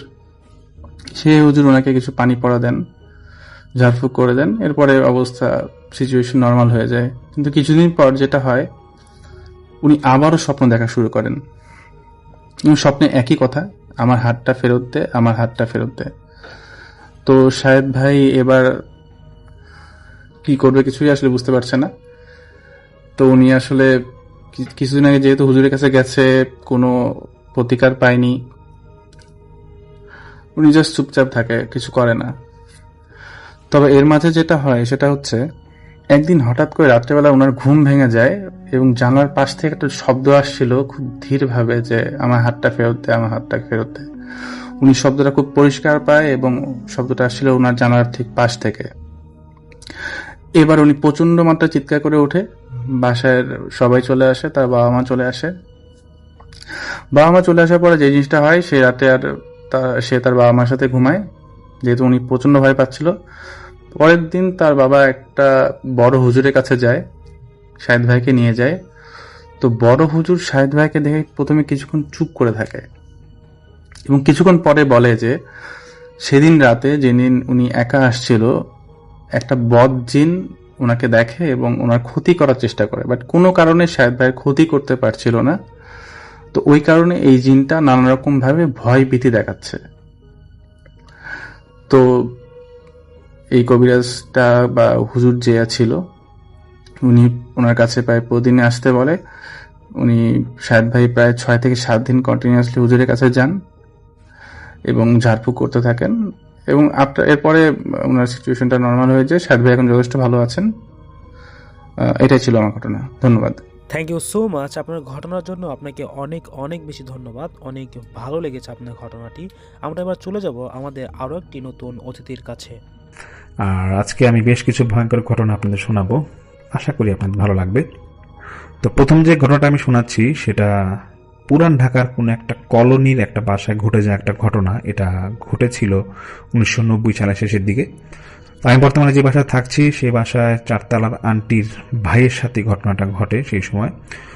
তো ওই আন্টির ভাইয়ের নাম হচ্ছে ফারুক। তো ফারুক সাহেব উনি সেই 90 সালের দিকে এরকম সরকারি চাকরি করতেন এবং ওনার পোস্টিং ছিল তখন লাকসাম। ওনার ফ্যামিলি মেম্বার বলতে ওনার স্ত্রী আর ওনার একটা 6-7 বছর ছেলে ছিল। তো তখন ওনার পোস্টিং হয় কোনো কারণে ওই বছর শেষে ঢাকার দিকে। তো ঢাকার দিকে পোস্টিং যখন হয় তখন ওনার স্ত্রী এবার ছিল প্রেগনেন্ট। তো উনি ভাবে যে না, যেহেতু স্ত্রী ওনার ওয়াইফ এরকম অসুস্থ, তো উনি ওনার ওয়াইফকে ওই শ্বশুর বাড়িতে দিয়ে আসে। চাঁদপুর ওনার শ্বশুর বাড়ি ছিল, ওনার ছেলে সহ দিয়ে আসে। তো পরে ফারুক সাহেব ঢাকায় এসে পড়ে। তো উনি যখন অফিসে যেদিন জয়েন করবে তখন ওনার যে ঊর্ধ্বতন কর্মকর্তা ছিল উনি বলে যে ফারুক সাহেব, আপনার তো এরকম এই মুহূর্তে তো আমরা এরকম ভালো কলোনিতে ভালো রুম পাই নাই, তো একটা বাসা পাইছি, এটা কলোনির একটু লাস্টের দিকে, তো কোনো রকম একটু থাকেন 2-1 মাস, তারপর আমরা আপনাকে ভালো রুম দিব, তখন খালি হলে আপনাকে ভালো রুম দিব আর কি। তো আবার এটা বলে দেয় যেখানে সিকিউরিটি একজন আছে মতি মিয়ার সাথে আপনি কথা বলে নেন, সে খুব ভালো লোক এবং সে আপনাকে বাসার সবকিছু বুঝাই দিবে, ওনার কাছে সব চাবি আছে বাসার। আর ওইটাও বা ওই ওনার ওই ঊর্ধ্বতন কর্মকর্তা বলে দেয় যে আরেকটা কথা হচ্ছে যে আপনার এখানে আরেকজন রুমমেট থাকবে, সপ্তাহখানেকের মধ্যে সে আসবে, তো আসলে তারপর আপনি ওকে নিয়ে থাকলে দেখা যাবে আপনার সময় পার হয়ে গেছে, এই 2 মাস কিভাবে পার হয়ে যায় বুঝবেন না। তো বলতেছে যে আবার বলে যে টেনশন করেন, আপনাকে ভালো রুম দিব এরপরে। তো উনি অফিসের কাজ শেষ করে সেদিন একটু আগে বিকেলের আগে চলে যায় ওনার ওই কলোনির দিকে, এবং কলোনিতে ঢুকতেই সেই মতি মিয়ার সাক্ষাৎকার পায়, এবং সাক্ষাৎ পাওয়ার পরে উনি মতি মিয়াকে বলে যে আমার রুমটা বাসাটা কোন দিকে। তো মতি মিয়া বলে যে স্যার এটা তো একবারে শেষ মাথায়, চলেন আপনাকে নিয়ে যাই। তো না এরকম যা হাঁটা শুরু করে, এরকম 10 মিনিট হাঁটার পর নাকি একবারে কলোনির শেষ মাথায় গিয়ে একটা ওইরকম বাসাটা পায়। বাসাটা নাকি ছিল এরকম যে ওই বর্তমানে পুরান ঢাকায় বা ওই মফস্বল শহরে কিছু পুরান আমলের বাসা আছে একতলা, মানে দেখে নকশা করা একটু হিন্দু বাড়ির মতো, এরকম কিছু বাসা আছে। তো এরকম একটা বাসা ছিল। তো ফারুক সাহেবের দেখেই নাকি বাসাটা পছন্দ হয় নাই, এবং ওনার বাসাটা দেখে মানে এমন লাগতেছিল যে বাসাটা মানে কি একবারে ড্যাম খাওয়া বাসা, শ্যাওলা পড়া বলে, আমাদের শ্যাওলা পড়ে আছে। তো সে মতিমিয়াকে বলতেছে যে মতিমিয়া এটা আমার কি বাসা দিল, এই ড্যাম খাওয়া বাসা আমি থাকবো? হ্যাঁ, তো এখন মতিমিয়া বলতেছে স্যার কোন রকম থাকেন, কোনো সমস্যা নাই, আসলে এই বাসায় তো অনেক দিন কেউ হয় কেউ থাকে না, লোকজন আমরা যখন অতিরিক্ত কেউ আসে তো তখন প্রথমে একটু রুম না পেলে আমরা এখানে থাকি আর কি, এটুকুই, তারপর টেনশনে কিছু নেই, আপনি বেডিং পত্র নিয়ে আসেন। তো ফারুক সাহেব তারপরে বলতেছে সমস্যা মানে ঠিক আছে, বেডিং পত্র কালকে এনে আপনাকে আমি ডাকবো। তো উনি কোনো রকম ওই সেই একটা হোটেলে থাকার পর পরের দিন বেডিং পত্র নিয়ে ওই মতি মিয়াকে নিয়ে আসে। তো বেডিং পত্র বলতে একটা ওনার ওই একটা খাট ছিল, তারপর একটা আলনা ছিল, একটা টেবিল ছিল, একটা সেলফ ছিল। আর এই বাসাটার একতলা তো দোতলা হচ্ছে ছাদের সিঁড়িগুলো নাকি শ্যাওলা, মানে মানে বাসায় ঢুকতেই হচ্ছে একটা বারান্দা, বাম দিকে ছাদ আর সামনে তো এরকম রুম। তো এটা ওই মতি মিয়া বলতেছে যে স্যার আপনি কোনো সমস্যা নাই, তবে আপনার যদি রান্না বান্নার জন্য লোক লাগে আমাকে বলেন, আমাদের এখানে একজন খালা আছে, উনি রান্না বান্না করে দেয়, আপনি তো সকালে অফিসেই থাকেন, ওই খালা আপনাকে সময় মতো রান্না করে দেয়, ডাইনিং টেবিলের উপর রেখে আসবে, আর টেনশনে কিছু নাই, উনি খুব বিশ্বস্ত এবং আমরা খুব বিশ্বস্ত, আপনাকে চুরি ডাকাতে এখানে কিছুই হবে না, কোনো টেনশন করবেন না, যদি পারেন আপনি আপনার চাবিটা দিয়ে রাখেন, তাহলে আমি খালাকে দিলে খালা ঠিক সময় আপনাকে রান্না করে দিয়ে চলে যাবে। তো ফারুক সাহেব বলে আচ্ছা কোনো সমস্যা নাই, তো খালার সাথে গিয়ে দেখা করা যাবে। তো ওই মতি মিয়া বলতেছে না, খালার সাথে দেখা করা যাবে না, খালা তোরা যদি পারেন রাতে একদিন আসলে খালার সাথে আমি দেখা করে দিব না, আপনি রাতে খালা কখনো আসে, সচরাচর খালা এরকম বের হয় না, ওই দিনের বেলা আসতে দেখবেন। তো যাই হোক এরকম ফারুক সাহেব ওই চলে যাওয়ার পরে ওই মতি মিয়া তারপর চলে যায়। তো ফারুক সাহেবের একটা অভ্যাস ছিল যে উনি একা থাকলে রাত্রেবেলা বই পড়তেন, এবং অনেকটা ক্যাসেট প্লেয়ার ছিল তখন, তো ক্যাসেট প্লেয়ারে উনি গান শুনতো। তো এরকম যখন উনি মানে গান শুনতো বা দিন কাটাচ্ছে এরকম চাচ্ছিল না কয়েকদিন, তো হঠাৎ কয়েকদিন পরে মানে 2 দিন পরে উনি যখন সন্ধ্যার পর অফিস থেকে ফিরবে, উনি দেখতেছে ওনার বাসার কাছে একজন লোক দাঁড়ায় আছে, এবং উনি কাছাকাছি যখন আসে দেখতেছে সাদা পাঞ্জাবি পরা, প্রায় 6 কি 6.5 ফুট এরকম হাইটের একটা লোক পাঞ্জাবি পরা এবং পাগড়ি পরা দাঁড়ায় আছে। তো ফারুক সাহেব নাকি অন্ধকারে দেখে হঠাৎ করে একটু ভয় পেয়ে যায়। তো বলতেছে আপনি কে? তুই লোক বলতেছে যে আপনি কি এখানে থাকেন? আমি তো আপনার বাসার পিছনেই থাকি, তো আপনি তো মনে রাত্রেবেলা হয় গান শুনেন, তো একটু গানটা না শুনলে ভালো হয়, কারণ আমরা তো রাত ওখানে থাকতে আমাদের খুব সমস্যা হয়, যদি সম্ভব হয় গানটা বন্ধ রাখেন, গানটা ছাইড়েন না, আমাদের রাতে খুব সমস্যা হয় থাকতে, আপনি দিনের বেলা গান শুনে কোনো সমস্যা নাই।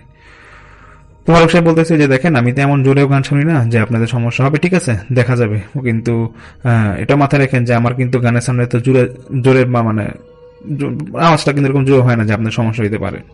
তো লোকটাও বলতেছে যে দেখেন এসার বাক্ত হয়ে গেছে, আমি নামাজে যাবো, তো আপনাকে একটু বললাম আর কি, আপনার আমার ভালোর জন্য বললাম, আপনার ভালোর জন্য বললাম যে এরকম গানটা ছাড়েন না, সমস্যা হয়, মানুষের প্রতিবেশীর ক্ষতি করে লাভ কি। তো ফারুক সাহেব একটু বিরক্ত হয়, উনি নাকি পরে ওই লোকের সাথে কথা বলে সঙ্গে সঙ্গে রুমের দিকে চলে যাবে। আর ফারুক সাহেব খেয়াল করে লোক নাকি তাড়াহুড়া করে এখান থেকে ওই নামাজের উদ্দেশ্যে নাকি মসজিদের দিকে চলে যাচ্ছিল। তো তখন এরকম অনেকটা আলো ছিল না, এই জন্য ফারুক সাহেব ওই লোকটার চেহারা খুব একটা ভালোভাবে দেখে নাই। তো সেই রাতে নাকি ফারুক সাহেব ওইরকম গান ছেড়ে আবার উনি ওই বই পড়তেছে, এত আগের দিন থেকে একটু গানের সাউন্ড একটু কমাই দিছে। তো এরকম দেওয়ার পরে উনি পরের দিন আসবে, মানে বাসায়, মানে উনি পরের দিন অফিস যায়, তো পরের দিন যখন বাসায় আসবে তখন এসে দেখতেছে যে ওনার যে ক্যাসেট প্লেয়ারের পাশে 2টা ক্যাসেট ছিল, ক্যাসেটগুলোর ফিতা ছিঁড়া এবং পেঁচায় রাখছে কে জানে। তো এটা দেখে ওনার খুব বিরক্ত লাগে। উনি সঙ্গে সঙ্গে সেই ওই ওনার কলোনির যে সিকিউরিটি আছে সেখানে, সিকিউরিটি রুম আছে, ওখানে যায়, গিয়ে দারোয়ানকে বলতেছে যে মতি মিয়া কোথায়। হ্যাঁ, মতি মিয়া কোথায়, বলতেছে যে মতি মিয়া তো নাই, উনি তো ছুটিতে আছে। ছুটিতে আছে, আমার বাসায় কোন বুয়া দিছে এরকম আমার ভিতর রুমে এসে এরকম মানে আমার রুম হাতাবে, আমার রুম এরকম মানে রুমের ঘাটাঘাটি করে কি দেখছে আমার ক্যাসেট ছিঁড়ে ফেলছে ফিতা, এত বড় সাহস হলো কি হবে। এরকম একটু বকা টকা দেয়। তো সিকিউরিটি বলতেছে যে দেখেন কোন বউ আপনার এখানে, যেটা তো বলতে পারবো না, মতি মিয়া আসলে বলেন, উনি বাড়িতে গেছে, আসুক, ছুটিতে আছে, পরে ওনার সাথে কথা বলেন। তারপর ফারুক সাহেব এরকম এসে পড়ে। সেদিন তো আর ওনার গান শোনা হয় না। তো ঠিক রাত্রে 12টা সাড়ে 12টার দিকে উনি বই পড়তেছিল, হঠাৎ করে ওনার একটা সুন্দর গ্রান নাকি আসে, মানে খুবই সুন্দর একটা গ্রান আসে এবং এতটা সুন্দর গন্ধ, এবং সেই সাথে কোরআন তেলাওয়াত হচ্ছিল। এবং এই কোরআন তেলাওয়াত যখন হচ্ছে ফারুক সাহেব নাকি শুনতেছে, আর ওনার মানে মন মানে পুরো ভরে যাচ্ছে, মানে উনি নিজের থেকে বলতেছে এত সুন্দর কোরআন তেলাওয়াত কোত্থেকে আসলো। তো উনি ওনার খাট থেকে উঠে আশেপাশে মানে পরে যে রুমগুলো আছে একটু রুমের মধ্যে দেখে, আরো 2টা রুম ছিল, তো ওগুলাতে গিয়ে দেখে যে না, কোরআন তেলাওয়াতটা বাইরে থেকে আসতেছে। তো উনি পরে একটু গিল্টি ফিল করে, মনে করে যে ও আছে এই হুজুরটাই মনে হয় সেদিন যে কথা বললো, সে মনে কোরআন তেলাওয়াত করে, এই জন্য হয়তো আমাকে গান বন্ধ করতে বলছে। তো ফারুক সাহেব নাকি এটা 2-3 ঘন্টা এরকম কোরআন তেলাওয়াত শুনে, উনি বইয়ে পড়তেছিল আবার এরকম তেলাওয়াত শুনতেছে। যখন ফজরের কাছাকাছি সময় আসবে, উনি মানে একটু ঘুমাই গেছিল, তো তখন উঠে যায় ঘুম থেকে, তখনও দেখে কোরআন তেলাওয়াত হচ্ছে। তো এটা হওয়ার পরে উনি নিজের থেকে একটু গিল্টি ফিল করে, বলতেছে আমি তো এরকম নামাজ কালাম পড়ি না, এরকম এই এত রাত হয়ে গেল, কোরআন তেলাওয়াত হচ্ছে, ওরা এত কোরআন শরীফ পড়তেছে, ধর্মের প্রতি ওদের এত ভালোবাসা, ঠিক আছে আমি দেখি আজকে থেকে আমি নামাজ পড়বো। উনি সেরকম নামাজ পড়া শুরু করে এবং রেগুলারই একটা বেসিসে দেখতেছে যে কোরআন তেলাওয়াত হয়, ওনারও ভালো লাগে, ওনার তো গান শোনার ওনার কোনো মানে ব্যবস্থায় নেই, তো উনি ওইরকম ফজরের নামাজের একটা প্র্যাকটিস হয়ে যায় ওনার। তো এদিক দিয়ে আরেকদিন উনি বাসায় এসে দেখতেছে ওনার টেবিলের উপর একটা ছবি ছিল, ছবিটা ছিল ওনার ফ্যামিলিগত একটা ছবি ছিল, উনি ছবিটা ফ্রেমের মতো রেখে দিয়েছিল, কিন্তু দেখছে ফ্রেম থেকে বের করে ছবিটা জানি কে ছিঁড়ে রাখছে। তো ওনার আবার মেজাজ খারাপ হয়ে যায়, উনি ভাবে যে না, নিশ্চিত এটা বুয়ার কাজ, বুয়া হয়তো কোনো বাচ্চা কাচ্চা নিয়ে আসে বাসায়, এর জন্য হয়তো ছিঁড়তে পারে। তো পরের দিন আমার সাপ্তাহিক ছুটি ছিল, তো উনি ভাবে যে না, আজকে যেহেতু বুয়া আসবে, বুয়ার আমি ধরবো, বুয়া কেন এই কাজ করলো। তো সে তখন নাকি ফারুক সাহেব ওই পরের দিন বুয়া আসার পর বলতেছে যে আপনি পুরা বলে যে খালা আপনি এই কাজটা কেন করলেন, আপনি আমার এই ক্যাসেট প্লেয়ার ফিতা ছিঁড়ছে দিকে এটা কেন করলেন, আপনি ছবি ছিঁড়তেছেন, এসব কি ছিঁড়াছিঁড়ি অভ্যাস না আপনাদের, আপনি কোনো বাচ্চা নিয়ে আসেন নাকি এখানে। তো সেই খালা বলতেছে যে স্যার আমি তো এরকম কাজ করে দিয়ে চলে যাই, আমি এত বয়স্ক মানুষ, আমার এখানে বাচ্চা কাচ্চা কেউ না, আমি একাই থাকি, আমি এরকম কোনো ছিঁড়াছিঁড়ি করি না, আমি আপনার রুমের ভিতরেও আসি না, আমার রান্নার কাজ আমি রান্না করে দিয়ে চলে যাই, আর একটু ঝাড়াটারু দিই। তখন ফারুক সাহেব বলতেছে যে ঠিক আছে আপনার সাথে আর কোনো কথা নাই, আমি মতি মিয়া আসলে ওনার সাথে কথা বলবো। তো এর 2-1 দিনের মধ্যে রোজা শুরু হবে। তো একদিন ফারুক সাহেব ওই বাসায় যখন ইফতার আগে দিয়ে আসবে, উনি দেখতেছে ওনার যে টেবিল, এখানে প্রায় 8-10টা খেজুর পড়ে আছে এবং খেজুরগুলোর সাইজ খুব বড়। তো ওই ফারুক সাহেব ভাবে যে হয়তো বুয়া আসছিল, আসার পর হয়তো এখানে খেজুর দিয়ে গেছে রোজা দেখে। তো ফারুক সাহেব ইফতার করার আগে দিয়ে অনেক খেজুরটা খায়। তো ফারুক সাহেব মানে বলে খেজুরটা নাকি এত টেস্ট ছিল যে এটা খেয়ে মনে হচ্ছিল যে উনি জীবনে মানে এরকম খেজুর খান, এতটা মিষ্টি, এবং খেলেই মনে হচ্ছে যে পেট ভরে যাবে, এরকম একটা খেলেই মনে পেট ভরে যাবে, এরকম মনে হচ্ছিল ওনার। তো এটা হওয়ার পরে তারপরে বাকি যে 8-9টা থাকে রুম রেখে দেয় একটা বক্সের মধ্যে। তো এটা হওয়ার পরে পরের দিন উনি আবার সেই সিকিউরিটি রুমটা যখন ক্রস করে ব্যবসা যাওয়ার সময় তো বলতেছে আর কি যে আপনার ফারুক আপনাদের মতি মিয়া এখন আসে নাই।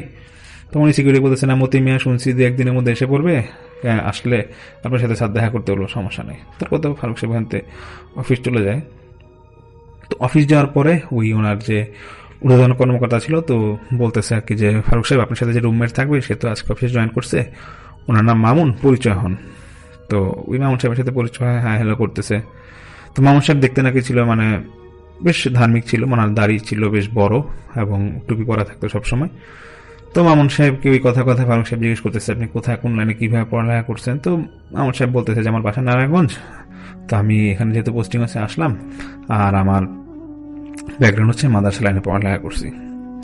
তো তখন সেদিন একটু ওনারা একটু আগে আগে বের হবে, কারণ রমজান মাস, দুপুর টাইমে বের হবে। আর যেহেতু মামুন সাহেব নতুন আসছে, তো ঊর্ধ্বতন যে কর্মকর্তা ছিল উনি বলতেছে আর কি ফারুক সাহেবকে যে মামুন সাহেবকে নিয়ে বাসাটাকে দেখায় দেন, আজকে যান, আপনি আগে চলে যান। তো যখন ওনারা ওই কলোনিতে ঢুকতে যাবে, তখন ওই সিকিউরিটি গার্ড যে ছিল সে ওই ফারুক সাহেবকে উদ্দেশ্য করে বলতেছে যে স্যার মতো মিয়া তো আসছে তো, আর কি পাঠিয়ে দিব নাকি। তো ফারুক সাহেব বলতেছে যে ঠিক আছে পাঠায় দেন, ইফতারের পর পাঠায় দেন, আমি ইফতারের পর ওর সাথে কথা বলতেছি। তো তারপরে ওই মতি মিয়া আসে ইফতারের পর। তো ইফতার আগে একটা ঘটনা ঘটে, সেটা হচ্ছে যে ইফতার খেতে যখন বসবে মামুন সাহেব এবং ওই ফারুক সাহেব, তখন ফারুক সাহেব বলতেছে যে খালা একটাকে আমাকে এখানে যে খালা কাজ করে উনি একটা খেজুর দিয়ে গেছে, খেজুরটা খান, খুব ভালো লাগবে আপনার। তো মামুন সাহেব ওই খেজুরটা নাকি খায়, খাওয়ার পর ইফতার শুরু করে এবং ফারুক সাহেবকে বলতেছে যে খালায় খেজুর কোথেকে কিনছে একটু বলবেন তো। তো ফারুক সাহেব বলতেছে দেখেন খালার সাথে তো আমার এরকম দেখা সাক্ষাৎ হয় না, আমি তো সারাদিন কাজেই থাকি, আপনিও আজকে আসলেন, ঠিক আছে সামনে ছুটির দিন যেদিন খালাকে পাবো ওই দিন জিজ্ঞেস করবো কোথেকে কিনছে খেজুর। তো যাই হোক, তো ওনারা এরকম খেজুর খাওয়ার পরে ইফতার শেষ করে, ইফতার শেষ করার পরে তারপরে নাকি যে মতিমি আসে। তো মতিমি আসার পরে ওই খালাকেও সাথে সাথে করে নিয়ে আসে। তো খালাকে নিয়ে আসার পরে তো ফারুক সাহেব বলে যে খালা আসছেন, ভালো হয়েছে। তো মতি মিয়াকে ফারুকের একটু উদ্দেশ্য করে বলতেছে যে দেখো এই সবই ঠিক আছে, তো একটা কথা বলি, খালা তো রান্না ভালো, খাওয়া দাওয়া আমাদের দিচ্ছে, আমাকে দিচ্ছে সবসময়, ঠিক আছে, কিন্তু আমাদের রুম মেম্বার তার একজন বাড়ছে, এই যে মামুন সাহেব, তো ওনার জন্য রান্না করতে হবে। আর খালাকে একটু বললো মতি মিয়া যে উনি যাতে রুমের মধ্যে ঢুকে একটু হাতাহাতি না করে, কাগজপত্র হোক বা ব্যাগ হোক যেটা হাতাহাতি না করে। তো মতি মিয়া বলতেছে যে স্যার এর জন্যই আসছি, আসলে খালা বলতেছিল আপনি না কাজ করবেন না, আপনি নাকি ওনারে কি অপবাদ দিচ্ছেন, উনি নাকি আপনার রুমে ঢুকে কি ক্যাসেট প্লেয়ার কি ফিতা ছিঁড়ছে নাকি এখানে আপনার কি ছবি চুটছে, তো ওনার গায়ে লাগছে, উনি নাকি কাজ করবে না। তো ফারুক সাহেব বলতেছে যে এটা অল্প কথা বললাম, একটু এটাতে কাজ করবে না, কি হয়েছে বললে কি হয়েছে। তো ওই খালা বলতেছে না আপনি আন্দাজ আপনার কথা বলতেছেন, আমি তো রুমে ঢুকি না। তো মতি মিয়া বলতেছে যে স্যার আসলে তো খালার আপনার রুমে ঢোকার কথা না, কারণ আপনি যে তালাটা এই রুমে ইউজ করেন স্পেশালি ওই তালা তো আসলে এটা আপনার কাছে চাবি থাকে, আর খালা তো না ওই আরেকটা রুম আছে ওই রুম দিয়ে ঢুকে খালা রানিং রুমে গিয়ে রান্না করে আপনি এখানে দিয়ে আসে, তো এটা তো খালা ঢোকার কথা না। তো ফারুক সাহেব বলছে যে এটা হয়েছে কোনো সমস্যা নেই, খালা তো রাগ করেন না, কাজ ছাড়েন না, আপনি থাকেন। তো খালা বলে যে না আমি এখানে কাজ করবো না, মানে করবোই না। তো ওই বলে খালা চলে যায়। তো ফারুক সাহেব ওই মতিমিয়াকে বলতেছে ঠিক আছে খালা যেহেতু কাজ করবে না, এখন তো কিছু করার নাই, একটু দেখো 2-1 দিন পর না কমলে পাঠাই দিও। তো মতিমিয়া যখন যেতে লাগবে তখন মামুন সাহেব বলতেছে ওই ফারুক সাহেবকে যে ফারুক সাহেব জিজ্ঞেস করেন না খালা কোথেকে খেজুরটা কিনছে। তো মতিমিয়া কই যেরকম বলতেছে যে ফারুক সাহেব যে মতিমিয়া খালা একটু জিজ্ঞেস করে খেজুরটা কোথেকে কিনছে, উনি মনে হয় 8-10টা খেজুর দিয়ে গেছিল। তখন মতিমিয়া বলতেছে যে খালা আপনার খেজুর দিবে কেন, হ্যাঁ বলতেছে কেন দিবে জানি না, আমার রুমে দেখলাম এরকম টেবিলের উপর রেখে গেছে। তো মতিমিয়া আবার হাসতেছে স্যার প্রথম কথা হচ্ছে যে আপনার রুম তালা মারা থাকে, খালা ভিতরে আপনার রুমে কখনোই খেজুর দিতে যাবে না, আর দ্বিতীয় কথা হচ্ছে খালা তো হিন্দু, উনি কেন আপনি খেজুর দিতে যাবে রমজান মাসে, উনি বয়স্ক মানুষ, উনি থাকি বাসায় একা, উনি এই কলোনির থেকেই বের হয় মানে সপ্তাহে একবার কি 2বার কিন্তু বের হয় না, তুমি আপনি খেজুর দিবে কেন। কত ঠিক আছে আমি খালাকে জিজ্ঞেস করবো যে উনি কোথায় খেজুর দিয়েছে কি দেয় নাই। তো এটা বলার পরে তারপর তো চলে যায়। তো সেই রাতেই নাকি মামুন সাহেব এবং ফারুক সাহেব যখন থাকবে তখন রাত্রেবেলা নাকি কোরআন তেলাওয়াতের আওয়াজ পাচ্ছিল, এবং ঠিক সেই আগের মতো সুন্দর গান আসতেছে এবং কোরআন তেলাওয়াতের আওয়াজ রাত্রে ঠিক 12:30 একটা এরকম সময়। তো মামুন ভাই বলতেছে, মানে মামুন সাহেব তখন ফারুক সাহেবকে বলতেছে যে এই ভয়েসটা কোত্থেকে আসতেছে। তো ফারুক সাহেব বলতেছে যে এই ভয়েসটা আমার বাসার পিছনেই, এখান থেকে মনে একটা হুজুর কোরআন পড়ে, তো হুজুরের সন্ধান কই পাইলেন। তো মামুন সাহেবকে আবার ওই প্রথম ঘটনা আবার বলে যে এই হুজুর আমি দেখছিলাম এরকম, আমাকে একবার ওই গান ছাড়তে মানা করলো, তারপর থেকে আমি গান বন্ধ করছি, এরপর থেকে এরকম কোরআন তেলাওয়াতের শব্দ পাচ্ছি। আর ওই ফারুক সাহেব বলে যে কৌতূহল বসত বলে যে দেখেন তারপর থেকে এই বুয়া আমার ক্যাসেটের ভিতরে ছেড়ে দিয়ে চলে গেছে, দেখেন আর না কেউ রুমে ঢুকতে পারে না, কি সব না কি বলে।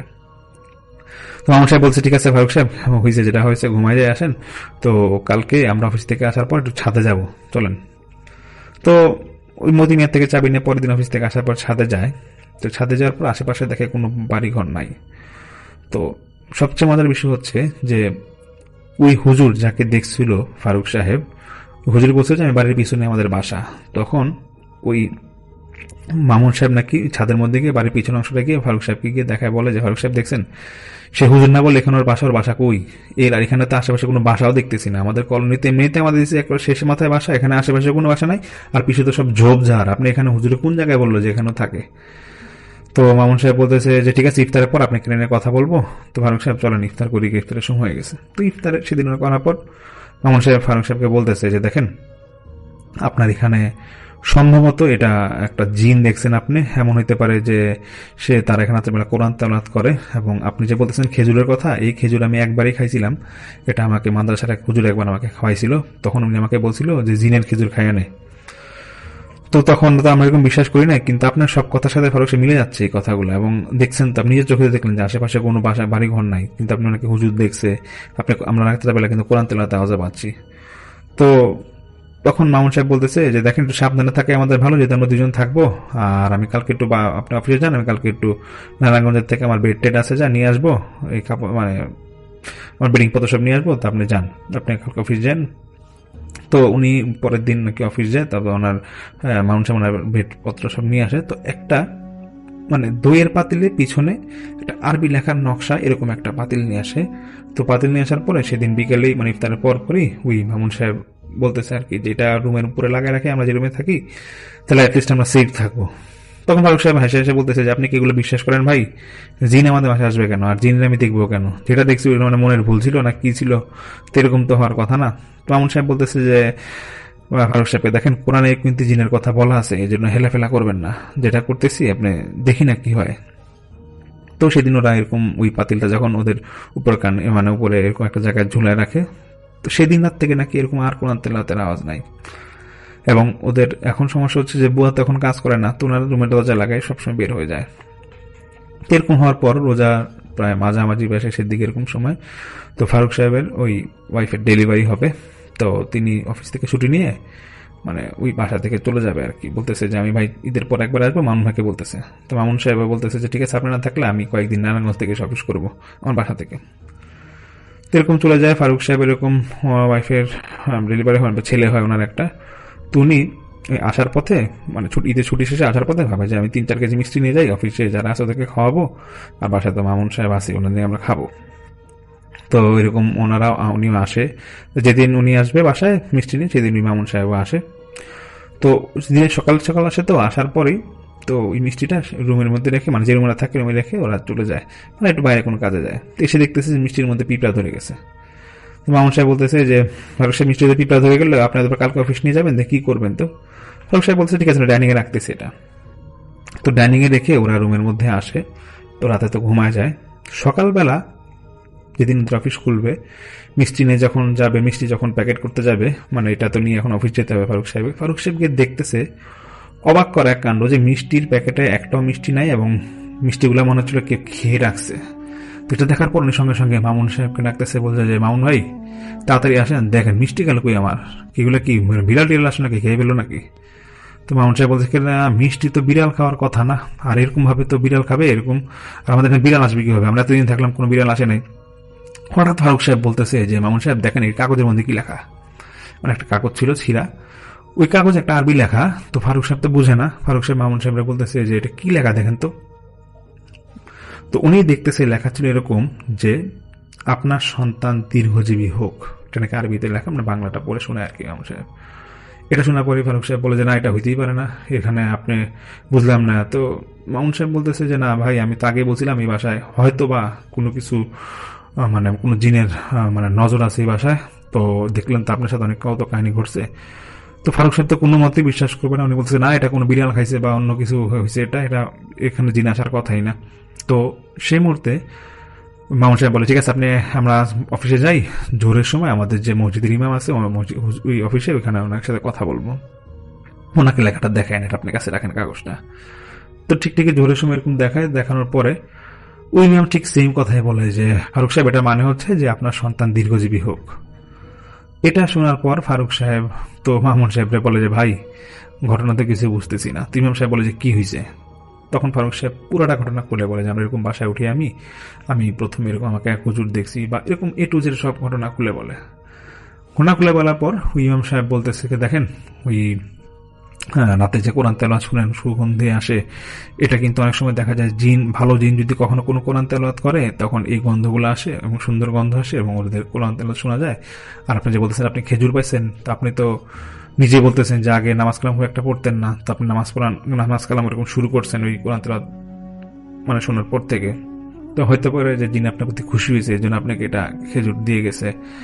তো মামুন সাহেব বলতেছে যে আমি তো মাদ্রাসা লাইনে পড়ছি ইমাম সাহেব, আমি তো জানি এগুলা। তো ফারুক সাহেবরে বলছিলাম, উনি বিশ্বাস করে না। তো যাকে আপনি বলছেন এখন উনি তো অ্যাটলিস্ট বিশ্বাস করুক। তো ইমাম সাহেব বলতেছে ফারুক সাহেবকে দেখেন যেটা এবার হয়েছে, আপনার তো এখানে থাকতেছেন, যদি সম্ভব হয় আপনার বাসাটা এই মুহূর্তে এখানে থাকেন না।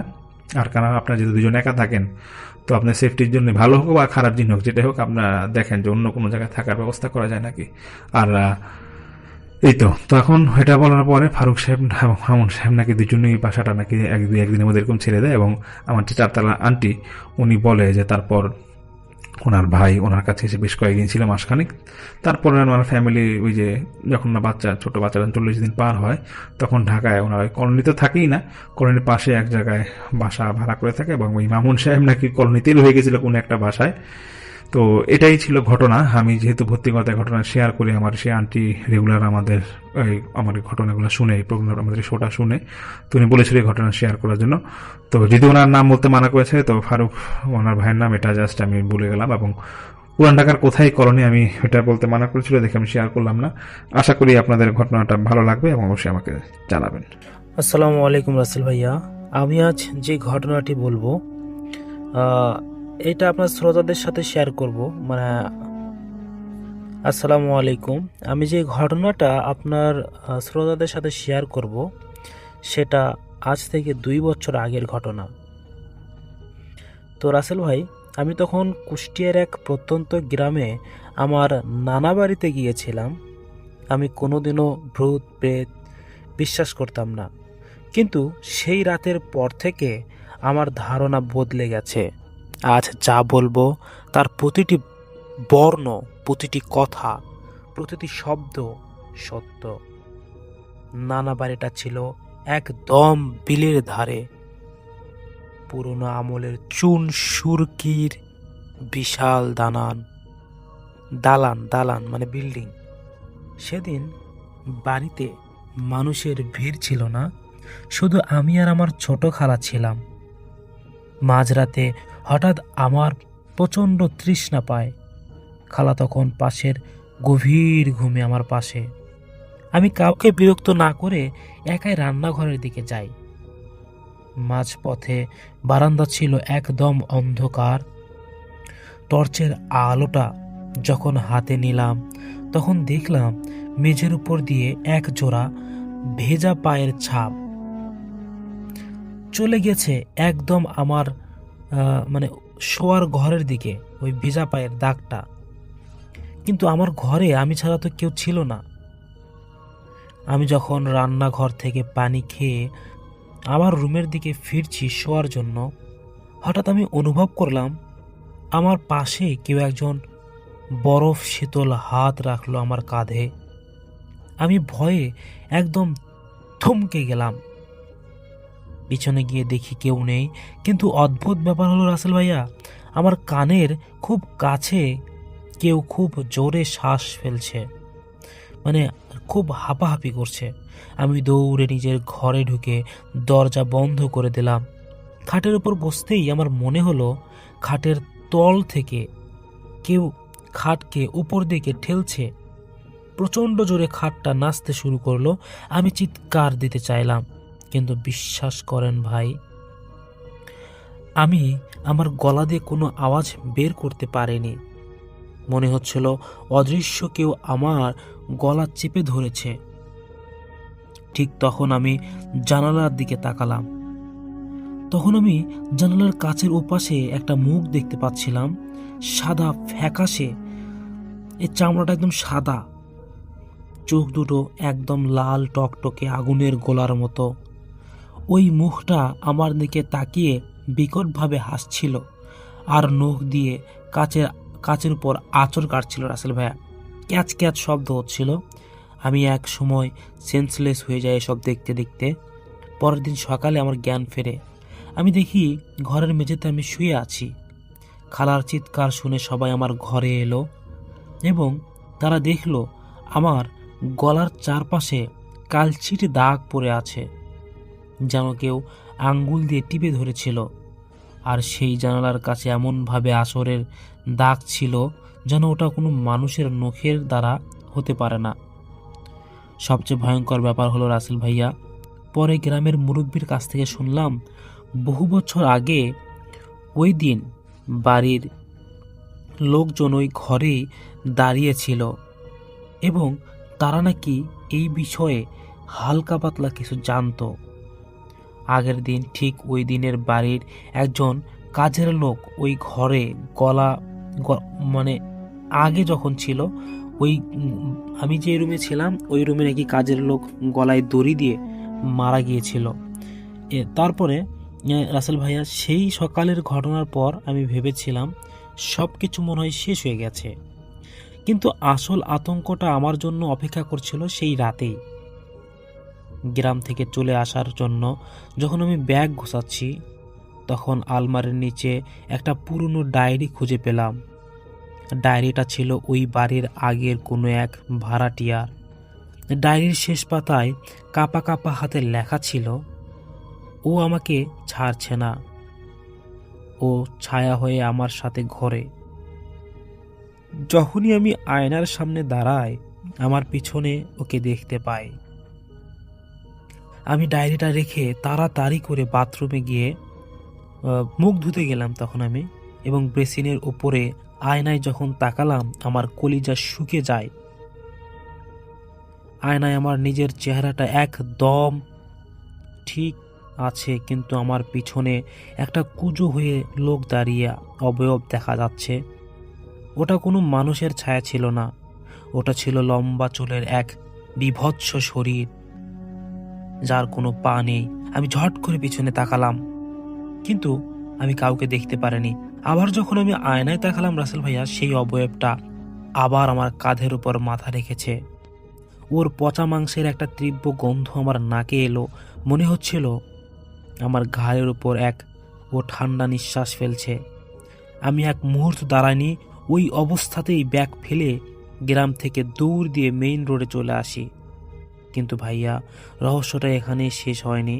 আমি ঢাকা চলে আসি ঠিকই, কিন্তু আজ 2 বছর পার হওয়ার পরেও মাঝরাতে মনে হয় খাটের নিচে কেউ একজন নড়াচড়া করছে।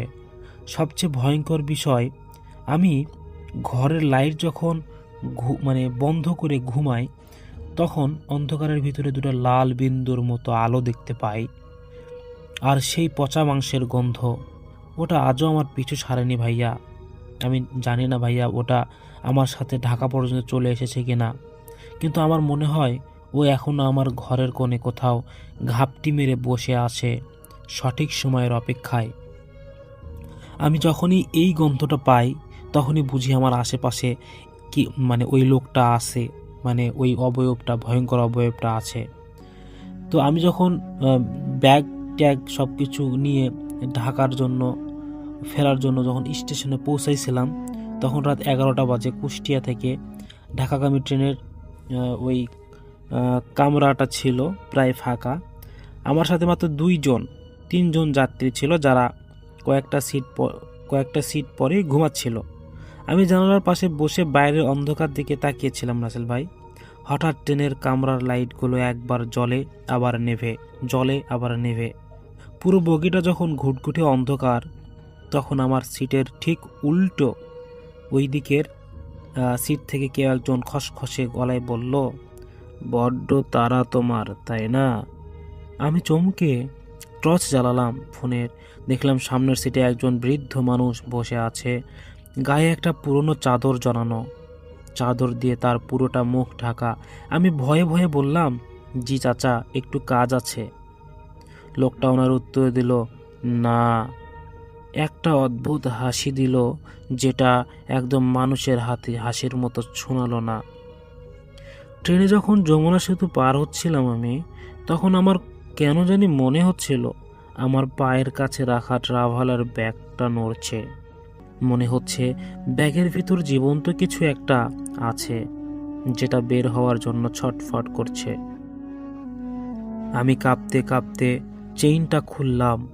ভিতরে তাকিয়ে দেখে আমার কলিজা যেন বন্ধ হয়ে গেল। ব্যাগের ভিতর আমার কোনো জামা কাপড় নেই, সেখানে ছিল কুষ্টিয়া বাড়ির আলমারির নিচে পাওয়া ডায়েরিটা, আর তার উপর রাখা এক গুচ্ছ কুচকুচে কালো লম্বা চুল। অথচ আমি ব্যাগ গুছিয়েছিলাম নিজের হাতে রাসেল ভাইয়া, সেখানে চুল আসার কোনো প্রশ্নই নাই। আমি যখন মাথা তুলে সামনে তাকালাম, আমি দেখলাম সেই চাদর জড়ানো লোকটা এবার সিট থেকে উঠে আমার একদম সামনে এসে দাঁড়িয়েছে। তার চাদরটা মেঝেতে পড়ে গেল। আমি দেখলাম ওর শরীরের মাংস নেই রাসেল ভাইয়া, শুধু হাড়ের উপর লেগে থাকা শুকিয়ে যাওয়া চামড়া। এবং সে আমার দিকে হাত বাড়িয়ে, লম্বা হাত, নখওয়ালা হাতটা বাড়িয়ে দিয়ে বলে, ডায়েরিটা কি খুব দরকার ছিল? আমি আর সহ্য করতে পারলাম না। চিৎকার দিয়ে ট্রেনের দরজার দিকে দৌড় দিলাম। ট্রেন তখন ফুল স্পিডে চলছে, কিন্তু দরজার কাছে গিয়ে দেখি সেখানে কেউ দাঁড়িয়ে নেই। অথচ বাইরে থেকে দরজার হ্যান্ডেলটা কেউ ধরে আছে, যেন আমি খুলতে না পারি। কিছুক্ষণ পর ট্রেনের সব লাইট ফিরে এলো। আমি পিছনে তাকিয়ে দেখি সেই বৃদ্ধ লোকটা আর নেই। আমার ব্যাগটা ঠিকঠাক আছে, জামা কাপড়ের ভিতরে গোছানো, কিন্তু আমার শার্টের কালারে আমি একটা ভেজা মাটির হাতছাপ দেখতে পেলাম। সেই মাটি থেকে ঠিক সেই পচা গন্ধ আসছিল যা আমি কুষ্টিয়ার বাড়িতে পেয়েছিলাম, এবং আমার বাড়িতেও ঢাকা গিয়েও পেয়েছিলাম। তো ঢাকা যাওয়ার সময় এই ঘটনাটি আমি মিস করেছিলাম দেখে বললাম। আসলে ভাইয়া, বর্তমানে বিশ্বাস করবেন কিনা জানি না, আজও আমি যখন ঢাকায় একা থাকি, আমার মনে হয় সেই ট্রেনের বৃদ্ধ লোকটা, সেই ছায়াটা আমার ছাদের কোণ থেকে ঝুলছে বা ঝুলে আছে। গত রাতে আমি যখন আমার ল্যাপটপে কাজ করছিলাম, হঠাৎ স্ক্রিনে রিফ্লেকশনে দেখলাম আমার পিছনে কেউ একজন সেই ডায়েরিটা হাতে নিয়ে বসে আছে। আমি তাকিয়ে দেখি কেউ নেই, কিন্তু ডায়েরিটা ঠিক আমার খাটের উপর খোলা অবস্থায় পড়েছিল, যেখানে লেখা ছিল, আমি তোমার সাথেই আছি। ভাইয়া, আমি জানি না আমার সাথে কি হচ্ছে। আমি কি কোনোভাবে ওই বাড়ির অভিশাপটা নিয়ে এসেছি? আজ রাতেও আমি একা হলে এই ঘরে বসে আপনার সাথে কথা বলছি, আমার মনে হচ্ছে কেউ পর্দার আড়ালে কেউ একজন দাঁড়িয়ে আমাকে দেখছে আর বলছে, তুই শুধু বের হয় স্টুডিও থেকে, তোর খবর করে ছাড়বো। তো এই ছিল রাসেল ভাই আমার ঘটনাটি। যদি রাসেল ভাই, আমি জাস্ট এইটুকুই বললাম, জানি না পরবর্তীতে আমার সাথে কি হবে। ভাইয়া, যদি কোনো কিছু হয় তাহলে অবশ্যই আমার এই ঘটনা 100% শেয়ার করতেই হবে ভাইয়া। আমি আমার জীবনের সাথে ঘটে যাওয়া সত্য ঘটনা বললাম। তো ধন্যবাদ যে ব্যক্তিটি এই ঘটনাটি আমাকে পাঠিয়েছেন। এটা একটা কালেক্টেড ঘটনা। যদি ভালো লাগে অবশ্যই শুনবেন, শেয়ার করবেন। কালেক্টেড ঘটনা কতটুকু সত্যি আমি যাচাই করিনি, জাস্ট পেয়েছি এবং পড়েছি, এতটুকুই। বিশ্বাস করা এবং না করাটা সম্পূর্ণ আপনার উপর। যাই হোক, সবাই ভালো থাকবেন, সুস্থ থাকবেন। দেখা হচ্ছে আবারও নেক্সট কোনো একটা ঘটনায়। চলে যাব আমরা এখন নতুন কোনো এপিসোড না, নতুন একটি অতিথির কাছে। আসসালামু আলাইকুম লিসনার্স, সামির বলছিলাম। আজকের দিনে এটা আমার আরেকটা ঘটনা। তো কথা না বাড়িয়ে আমি ঘটনায় চলে যাচ্ছি। ঘটনাটা ঘটেছিল 2010 সালে চিটাগাংয়ের হিলভিউ এরিয়াতে। তো ঘটনাটা আমাকে যিনি শেয়ার করেছেন তিনি ওনার পরিচয় দিতে মানা করেছেন, এবং যার ঘটনা তার নামটা আমি একটা ছদ্মনাম দিয়ে ব্যবহার করছি। তো এটা একটা মেয়ের ঘটনা, সেই মেয়েটার ছদ্মনাম দিচ্ছি সুমি। তো সুমি, সে 2010 সালের দিকে ওর বয়স ছিল তখন 23 কি 24 বছর। সে দেখতে শুনতে নাকি খুব সুন্দর ছিল। ওর ফ্যামিলি মেম্বার বলতে ছিল ওর বাবা মা, ওর বড় ভাই আর সুমি। তো বড় ভাই সে 2010 সালে তখন সে দেশের বাইরে থাকতো। আর সুমিদের এই 3জন ফ্যামিলি মেম্বার পাশাপাশি একটা ছোট একটা বিড়াল ছিল, সেই বিড়ালটা নাকি পালতো সে, এবং তার একটা শখই ছিল নাকি বিড়াল পালবে সে। তো সুমিদের বাসায় একটা ছোটা বুয়া কাজ করতো। তো একদিন সেই বুয়া এসে বলতেছে সুমির মাকে যে, খালাম্মা, আপাতত দেখতে খুব সুন্দর, তো এরকম একটা পাত্র আছে আমার কাছে, বিয়ে শাদী দিবেন নাকি? তো সুমিরা বলতেছে কোন পাত্র? তো বলতেছে যে আমাদের এই যে আমি যে কাজ করি একটা বাসায় 2 বিল্ডিং পরেই দোতলা যে বাসাটা দেখতেছেন ওই বাসার মালিকের ছেলে। তো এরকম আপনার মেয়েকে মনে হয় দেখছে, রাস্তাঘাটে কোথাও দেখছে, তো কোনোভাবে ওরা খোঁজ দিছে যে এই বাসায় থাকে, তো এরকম ওই ছেলের মার পছন্দ হয়েছে, তো ওই ছেলের মা আপনার ফোন নাম্বার চাচ্ছিল, তা আমি কি দিব নাকি? তো এই কথাটা আবার যখন বলতেছে সুমির বাবা এটা আবার শুনে ফেলে, মানে সুমির বাবা রিটায়ার্ড পার্সন, উনি সারাদিন বাসায় থাকে, তুমি ওই রান্নাঘরে কথা হচ্ছিল, তুমি সুমির বাবা শুনে ফেলে। তো সুমির বাবা ওই খালাকে মানে বাবাকে বলতেছে যে ছেলের মা মা ছেলে কি করতেছে আপনি জানেন কিছু? তো ওই বুয়া বলতেছে যে না আমি তো ভাইজান জানি না কিছু, তো এটা আপনারা যদি পারেন সরাসরি কথা বলতে পারেন। তো সেদিন খালা ওইরকম উনি চলে যায়। তো এখন সুমির বাবাকে বলতেছে যে দেখো, যেহেতু আমরা তো এখানে ভাড়া থাকি, ওই ছেলে পক্ষ থেকে স্থানীয়, তো আমার মনে হয় যে বাড়িয়ার সাথে যেহেতু তোমার ভালো খাতির, বাড়িয়া ভাইকে জিজ্ঞেস করো যে আসলে ছেলের ফ্যামিলি কেমন কি। তো বাড়িওয়ালা বাসায় খোঁজ লাগায় ওই সুমির বাবা, দেখে যে বাড়িওয়ালা নাই, উনি একটা কোনো কাজে হয়তো দেশের বাইরে গেছে, মাসখানেকের জন্য আসতে লেট হবে। তো সুমির বাবা বলতেছে যে ঠিক আছে বাদ দাও, যার প্রয়োজন সে নিজেই ফোন দিবে, মানে সুমির মাকে বলে। তো 2-1 দিন পরে নাকি সুমির মার কাছে একটা ফোন আসে এবং ওই ছেলের মা ফোন দিয়ে বলতেছে যে আসলে আপনি আমাকে চিনেন, এরকম মানে পরিচয় দিয়ে বলে যে আমি আসলে আপনাদের যে আমাদের বাসায় যে ছোট বড় যে কাজ করে ওর কাছ থেকে নাম্বারটা পাইছি আপনার, তো আপা কেমন আছেন, তো একদিন চা খেতে আসবে, একটু যদি আপনি সময় করে সময় দেন, মানে সময় থাকলে দেন আমাদেরকে। তো এরকম দুই পক্ষের কথাবার্তা হয় এবং দুই পক্ষ তাদের বাসায় আসা যাওয়া করে এই কয়েকদিনের মধ্যেই। তো মানে কাজ তো একটা বিয়ে শাদী হবে। তো ছেলেপক্ষকে দেখে নাকি সুমির বাবা একদিন সুমির মাকে বলতেছে দেখো আমরা তো গেছিলাম ওদের বাসায় ভালো কথা, কিন্তু ছেলের ফ্যামিলি কিন্তু অত্যন্ত ধার্মিক, তা আমরা যেরকম মডার্ন ফ্যামিলি এরকম ধার্মিক ফ্যামিলি কি তোমার মেয়ে থাকতে পারবে নাকি আগে জিজ্ঞেস করো।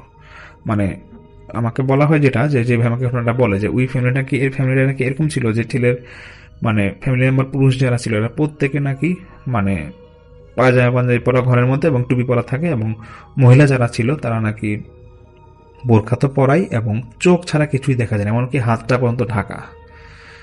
এতটাই ধার্মিক ছিল যে মানে ওই একবার নাকি ওদের বাসায় নাকি সেই মুহূর্তে চা খেতে আসছে, মানে বাসায় আসলো চা খাবে, সুমির মা নাকি চা দিছিল যে মহিলাদের নাকি বোরখা খোলা লাগবে, দেখে চাও খায় নাই, একটা পানিও খায় নাই, এরকম এতটা ধার্মিক যে মুখ যদি কেউ আবার দেখে ফেলে। তো যাই হোক, তো সুমিরকে বলে ওর মা যে দেখ আমরা ছেলে দেখছি, ছেলে তো দেখতে সুন্দর, তো ছেলের ছবিও দেখায়। তো সুমি বলে যে সবই ঠিক আছে, যে এত ধার্মিক মা তাহলে এটা কি যা বিয়েটা কি আগানো ঠিক হবে? তো সুমির বাবা বলতেছে যে ঠিক আছে আল্লাহ নাম না আগায় দেখি না কি হয়। তো এরকম দিনক্ষণ ঠিক করে, তো ছেলে পক্ষ মেয়েদের বাসায় আসবে, দিনমোহন নিয়ে কথাবার্তা বলবে কয়েকদিনের মাঝেই। তো ফ্যামিলি মেম্বার অন্য যারা আছে সবাই আসে। তো এরকম নাকি রাতে খাওয়া দাওয়ার পরে ওদের বিয়ে দিন কেন ঠিক হয় এবং দিনমোহন নিয়ে কথা আসে। তো সুমির বাবাকে মানে ছেলে পক্ষ বলতেছে যে দেখেন দিনমোহনটা আসলে এরকম হবে যে আমার ছেলে যা ইনকাম করে তার উপর ভিত্তি করেই হবে, তো এটা 2 থেকে 3 লাখ টাকার মধ্যে রাখেন। তো সুমির এক চাচা নাকি বলে যে না 15 লাখ টাকার নিচে আমার ভাতিজিকে আমি বিয়ে দিবই না আমরা, কারণ ও দেখতে সুন্দর সুন্দর, মানে বাজারে একটা পণ্যের মধ্যে করে মানে তুলে এরকম মানে ওরা মানে দামাদামি করছিলাম একটা অবস্থা। তো এক কথা দুই কথা নাকি দুই পক্ষের মধ্যে খুব ঝগড়াঝাটি হয়, মানে এমনও হয় যে মানে ওই সুমির চাচা নাকি বলে ওঠে যে মানে ছেলে পক্ষকে যে আপনার কি ছোট লোক নাকি, যে ওই 2 লাখ 3 লাখ টাকা নিয়ে এরকম বিয়ে করতে আসছেন, আপনাদের নিজের বাড়ি আছে, তো আপনাদের অ্যাটলিস্ট উচিত ছিল যে 15-20 লাখ টাকা এরকম দিনমোহর দেওয়া। এরকম যখন কথা কাটাকাটি হয়, তো ওরা ঠিক করে যে ঠিক আছে কথাটা এখানে আমরা না বাড়াই, আমরা যেহেতু বাসা কাছাকাছি আছে 2 দিন পরে আমরা এসে আবার আলাপ করব। 2 দিন পর আবার আসে, আবার সেই দিনমোহর নিয়ে কথাবার্তা, কিন্তু এবার ওদের বিয়েটাই ভেঙে যায় এবং ভেঙে যায় দুই পক্ষ মানে খুব ঝগড়াঝাটির মধ্যে ভেঙে যায়। তো ছেলের পক্ষ যখন চলে যায় তখন ঘন্টাখানিক পর সুমির মার কাছে ওই ছেলের মা ফোন দিয়ে খুব মানে উল্টাপাল্টা মানে গালাগালি বা কথাবার্তা খুব কাটাকাটি হয়, এবং একটা সময় সুমির মাকে বলে যে তোর মেয়েকে কই বিয়ে দেশ আমি দেখে নিব, তো এরকম পর্যন্ত কথাবার্তা বলে ফেলে।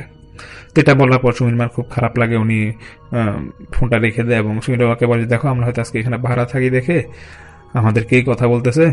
তো সুমির বাবা বলতেছে ঠিক আছে যেটা হচ্ছে বাদ দাও, এত কথা কানে দিবা না, বিয়ে ভাঙছে, আল্লাহ দিলে হয়তো সামনে ভালো কিছু লিখে রাখছে আল্লাহ। তো সুমিরও মন খারাপ, তো সুমির বাবা ওই মেয়েকে বলতেছে আর কি সে রাতে যে তুই এক কাজ কর, তুই কাল সকালে তোর যেহেতু এখন ক্লাসও নাই বন্ধ, তুই এক কাজ করবি তোর খালার বাসায় তুই চলে যাবি, এখানে গিয়ে থাকবি কয়েকদিন। ওখানে গেলে তোর মন ভালো থাকবে, এত টেনশনে কিছু নেই, বিয়ে একটা ভাঙছে এরকম 10টা হবে। তো সুমি নাকি পরের দিনও খালা বাসা পরের দিন চলে যায়। তো বুয়া এর মধ্যেই কাজ করতে আসে ওদের বাসায়। তো কোনো কাজ প্রসঙ্গে মানে কোনো কথা প্রসঙ্গে বুয়া ওই সুমির মাকে বলতেছে যে খালাম্মা, সুমি আপার রুমে তো জানলার মধ্যে ময়লা জমে গেছে, তো আমি কি এগুলো পরিষ্কার করে দিব? কারণ সুমি আপা নাই, যদি ঘরটা পরিষ্কার করতে পারতাম তাহলে তো ভালো হয় মনে হয়। আর ফ্যান ওর মধ্যে দেখতেছি ওল পরে আছে, এগুলো যদি পরিষ্কার করে দিই তাহলে ভালোই তো। তো সুমির মা নাকি বলতেছে যে ঠিক আছে, তুমি যখন ফ্যান পরিষ্কার করবে বা রুম পরিষ্কার করবে, ঘর বিছনা থেকে চাদরটা সরাই ফেলো। তখন নাকি ওই খালা কাজ করতে করতে হঠাৎ করে সুমির মানে সে বলতেছে যে খালা, চাদরের মধ্যে পানি পড়ে গেছে, এখন কি করব? তো বলতেছে তুমি এক কাজ করো, ওই পানিটা ওই যেতে পড়ছে ছাদে গিয়ে তোষকটা শুকাতে দিয়ে আসো, যাও। তো এরকম শুকাতে দেওয়ার পর আবার পরে ওই খালাই বিকালের দিকে চাদর মানে উনি কাজের মাঝখান দিয়ে এসে আবার পরে এই তোষকটা বাসায় দিয়ে যায়, সুমিতে বাসায় দিয়ে যায়। তো ঠিক একদিন পরে সুমি আসে। তো সুমি আসার পরে যখন ও রুমে যাবে, তো ও রুমে যাওয়ার পর ওর যে বিড়ালটা ছিল সে নাকি আসার পরে বিড়ালটাকে নিয়ে রুমে যাবে, মানে সন্ধ্যার পর সুমি আসে। তো সুমি দেখতেছে যে বিড়ালটাকে যতই ডাকে সে সুমির রুমের মধ্যে ঢুকে না, মানে রুমের আশপাশ দিয়ে ঘুরতেছে, বাট মানে সুমির রুমের মধ্যে ঢুকে না, সুমিকে মানে ডাকতেছে, বিড়ালটা মেয়া মেয়া করে এরকম ডাকতেছে। কিন্তু এটা মানে সুমি ততটা খেয়াল করে না। কিন্তু যখন সে রাতে ঘুমাতে যাবে 10:30 11টার দিকে, তখন মানে বিড়ালটাকে রুমের মধ্যে মানে অনেক জোর করে নিয়ে আসে এবং আনার পরে দরজা আটকায় দেয়। সুমি রুমে দরজা আটকায় দেয়। সুমি খেয়াল করতেছে যে ওর বিড়ালটা নাকি মানে রুমের মধ্যে আসার পর থেকে ছটফট করতেছে, মানে এখান থেকে ওখানে যাবে। রুমের সাথে একটা বারান্দা ছিল, মানে বারান্দা যাবে আবার আসতেছে, মানে দৌড়াদৌড়ি করতেছে, ছুটাছুটি করতেছে। তো সুমি মাঝে মাঝে বিড়ালটাকে খাটে নিয়ে আসতো, মানে বিড়ালটাকে নাকি খাটে আনার পরেই মানে বিড়ালটা মানে লাফ দিয়ে নিচে নেমে যাচ্ছে একটু পর পর। তো সুমি মনে করছে যে হয়তো সুমি কয়েকদিন ছিল কি। তো সুমির মা দেখতেছে যে একটা পিছনে ঠিক কোমরের পিছনে চুল যেখানে শেষ, যেখানে যে অংশটা শুরু হয় এখানে নাকি মানে নীল আকারে অনেকটা লামের মতো, আরবিতে লাম যেরকম লাগে লেখা ওইরকম একটা স্পট উনি দেখতেছে। এটা দেখার পর উনি বলতেছে তোর কি এখানে ধরলে, মানে ওই জায়গাটা ধরে সুমির মা বলতেছে তোর কি এখানে জ্বলে? বলছে হ্যাঁ মা, এখানে খুব জ্বলতেছে, বা আমার কি হয়েছে বুঝলাম না, আমার হঠাৎ করে জ্বর আসলে আমি শুতে যাবো, তো মা একটু তাড়াতাড়ি বেশি করে পানি দাও, আমার ভালো লাগতেছে না। তো সেই রাতেই হঠাৎ করে যখন এরকম অসুস্থ হয়ে যায়, তখন সুমির বাবা ওই বাড়িওয়ালার ছেলেকে বলতেছে যে বাবা, আমার মেয়ে তো অসুস্থ হয়ে গেছে, তোমার গাড়িটা যদি দিতে তাহলে তোমাদের ড্রাইভার সহ তাহলে আমি একটু হসপিটাল নিয়ে যেতাম, এত রাতে তো এখান থেকে যাওয়া অসম্ভব। তো বাড়িওয়ালার ছেলে বলে যে না আঙ্কেল, নিয়ে যান, সমস্যা নেই। তো ডাক্তার কাছে যায়, ডাক্তার কাছে যাওয়ার পর একটু জ্বর টর কমে এবং ডাক্তার বলতেছে যে আপনি যেহেতু ঘাড়ে এরকম ব্যথা বলতেছেন, আপনি এখানে একটা টেস্ট দিচ্ছি, আপনি টেস্ট করান, তো দেখি আপনার কি সমস্যা জানা যাবে। পরের দিন সুমি এরকম ওর জ্বর একটু কম, কিন্তু ওর যে পুরো মেরুদণ্ড নাকি ঘাড়ের থেকে পুরো কোমর পর্যন্ত মেরুদণ্ডে ব্যথা। এবং সবচেয়ে মজার বিষয় হচ্ছে সে যখনই খাটে শুইতে যায় তখনই ওর ব্যথাটা থাকে, কিন্তু যখন হাঁটা চলা করে তখন নাকি ওর ব্যথা এরকম থাকে না। তো এটা যখন হচ্ছিল তখন এটা তো মানে একটা মানে ওর মা কি বলতেছে, এটা কেমন ব্যথা আমি বুঝলাম না, খাটে শুইতে গেলে আমার শুধু ব্যথা করে পিছন সাইডটা, কিন্তু যখন আমি সোজা হয়ে হাঁটতেছি কোনো সমস্যা নাই। এটা পরের দিনের ঘটনা আর কি। তো এটা হওয়ার পরে সুমির বাবা বলতেছে আচ্ছা ঠিক আছে, আমরা টেস্টের রিপোর্ট আসুক, দেখি কি। এরকম টেস্টের রিপোর্ট আসে, ডাক্তার বলছে কোনো সমস্যা নেই, সম্পূর্ণ সুস্থ, হয়তো ঘুমের মধ্যে কোনো সমস্যা হয়েছে, মানে কাত হয়ে শুয়েছে বা ঘুমের মধ্যে কোনো সমস্যা ছিল দেখে এরকম পিঠের এই ব্যথাটা, আর ওইখান থেকে ভয় পেয়ে হয়তো জ্বর আসছে, দেখবেন জ্বরও ঠিক হয়ে গেছে, জ্বর নাই। ঠিকই জ্বর ঠিক হয়ে যায়, কিন্তু সুমির মা খেয়াল করে যে ঘাড়ের দিকে যে নীল করে লেখা ছিল লামের মতো, ওই লেখাটা কিন্তু হালকা হালকা এখনো আছে। এবং সুমি একটাই কথা যে মা, আমি শুইতে গেলে আমার এরকম পিঠে ব্যথা করে, এবং কিন্তু আমি হাঁটাচলা করলে কিন্তু আমার খুব একটা ব্যথা নাই। তো এটা যখন রেগুলার হচ্ছিল, মানে এরকম 5-6 দিন যখন চলতেছে, তখন সুমির বাবা আরো দু একটা ডাক্তার দেখায় এবং ওখানে ওরা টেস্ট করে এবং ভালো ভালো জায়গায় নাকি ডাক্তার দেখায়। ঠিক সেম কথা ডাক্তারের যে ওর কোনো সমস্যা নাই, এটা মানসিক সমস্যা কিনা জানি না, কিন্তু ওর পিঠের ব্যথা বলতে কিছুই নাই। আর সুমির মা দেখা যায়, দেখে নীল একটা দাগ দেখা যায় এরকম, এটা কি? তো ডাক্তার বলতেছে হয়তো এরকম হইতে পারে, হয়তো হালকা ব্যথা ব্যথা পাইছে, এটা ঠিক হয়ে যাবে, আপনি ডাক্তারের মতো ওষুধ দেয়। তো এরকম যখন হচ্ছে সুমির মা দেখতেছে ওনার মেয়েও নাকি একটু মানে আগে যেরকম স্বাস্থ্য ছিল এরকম শুকায় যাচ্ছিল। তো একদিন সুমি এরকম ওর খাটে হেলান দিয়ে বসে আছে, ওর ব্যথা আগে থেকে এখন খানিক হালকা একটু নাকি কম। তো সুমি ওর মাকে রাত্রেবেলা বলতেছে যে এই 11টা 11:30 দিকে যে মা, আমাকে একটু চিনি শরবত বানায় দাও, আমার খুব মাথা ব্যথা করতেছে। তো সুমির মা এরকম চিনি শরবত নাকি দেয়। তো তো সুমি বলতেছে যে মিষ্টি কম হয়েছে, তুমি আর একটু চিনি কোটাটা নিয়ে আমাকে দিয়ে যাও, আমি আমার মধ্যে চিনি দিয়ে নিব। তো সুমির মা বলতেছে যে দেখ আমি তোকে 3 চামচ চিনি দিচ্ছি, তারপর যদি একটু 1 গ্লাস পানি তারও চিনি লাগে তাহলে কেমনে হবে, তো কেন তুই আমাকে চিনি কোটা দিয়ে যাও। তো উনি চিনি কোটা দিয়ে তো ওনার ছেলের সাথে ওই যে ফোনে দেশে বাইরে কথা বলতে চলে গেছে। পরের দিন সুমির মা এসে দেখতেছে যে চিনির কোটায় প্রায় নাকি ওনার কাছে এখানে আধা কেজির মতো চিনি ছিল একটা ছোট কোটায়, দেখতেছে যে চিনি প্রায় শেষ বললেই চলে নাই। তুমি সুমিকে বলতেছে যে তুই কি চিনি সব খাইছিস, যে মা চিনি যখন, তার সুমি বলতেছে যে মা আমি চিনি যখন সব খাইলাম, চিনি শরবতটা খাওয়ার পরে আমি যখন শুইলাম তখন দেখলাম যে আমার ব্যথাটা কিন্তু এরকম নাই, মানে সম্পূর্ণ নাই।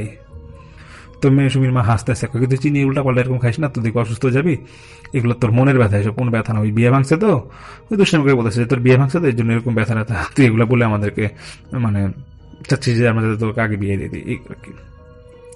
তো তারপর সুমির নাকি এই যে ব্যথাটা ও মানে ও সুমিও দেখতেছে বা সুমির মাও দেখতেছে, যখনই সে শরবতটা খায় রাত্রেবেলা, আমার প্রায় সময় একটা অভ্যাস হয়ে গেছিল যে চিনি শরবত খাইতে হবে, তো চিনি শরবত যখন সে খাইতো তখন নাকি তার ব্যথাটা এরকম থাকতো না, শুইতো একবার সম্পূর্ণ ঠিক।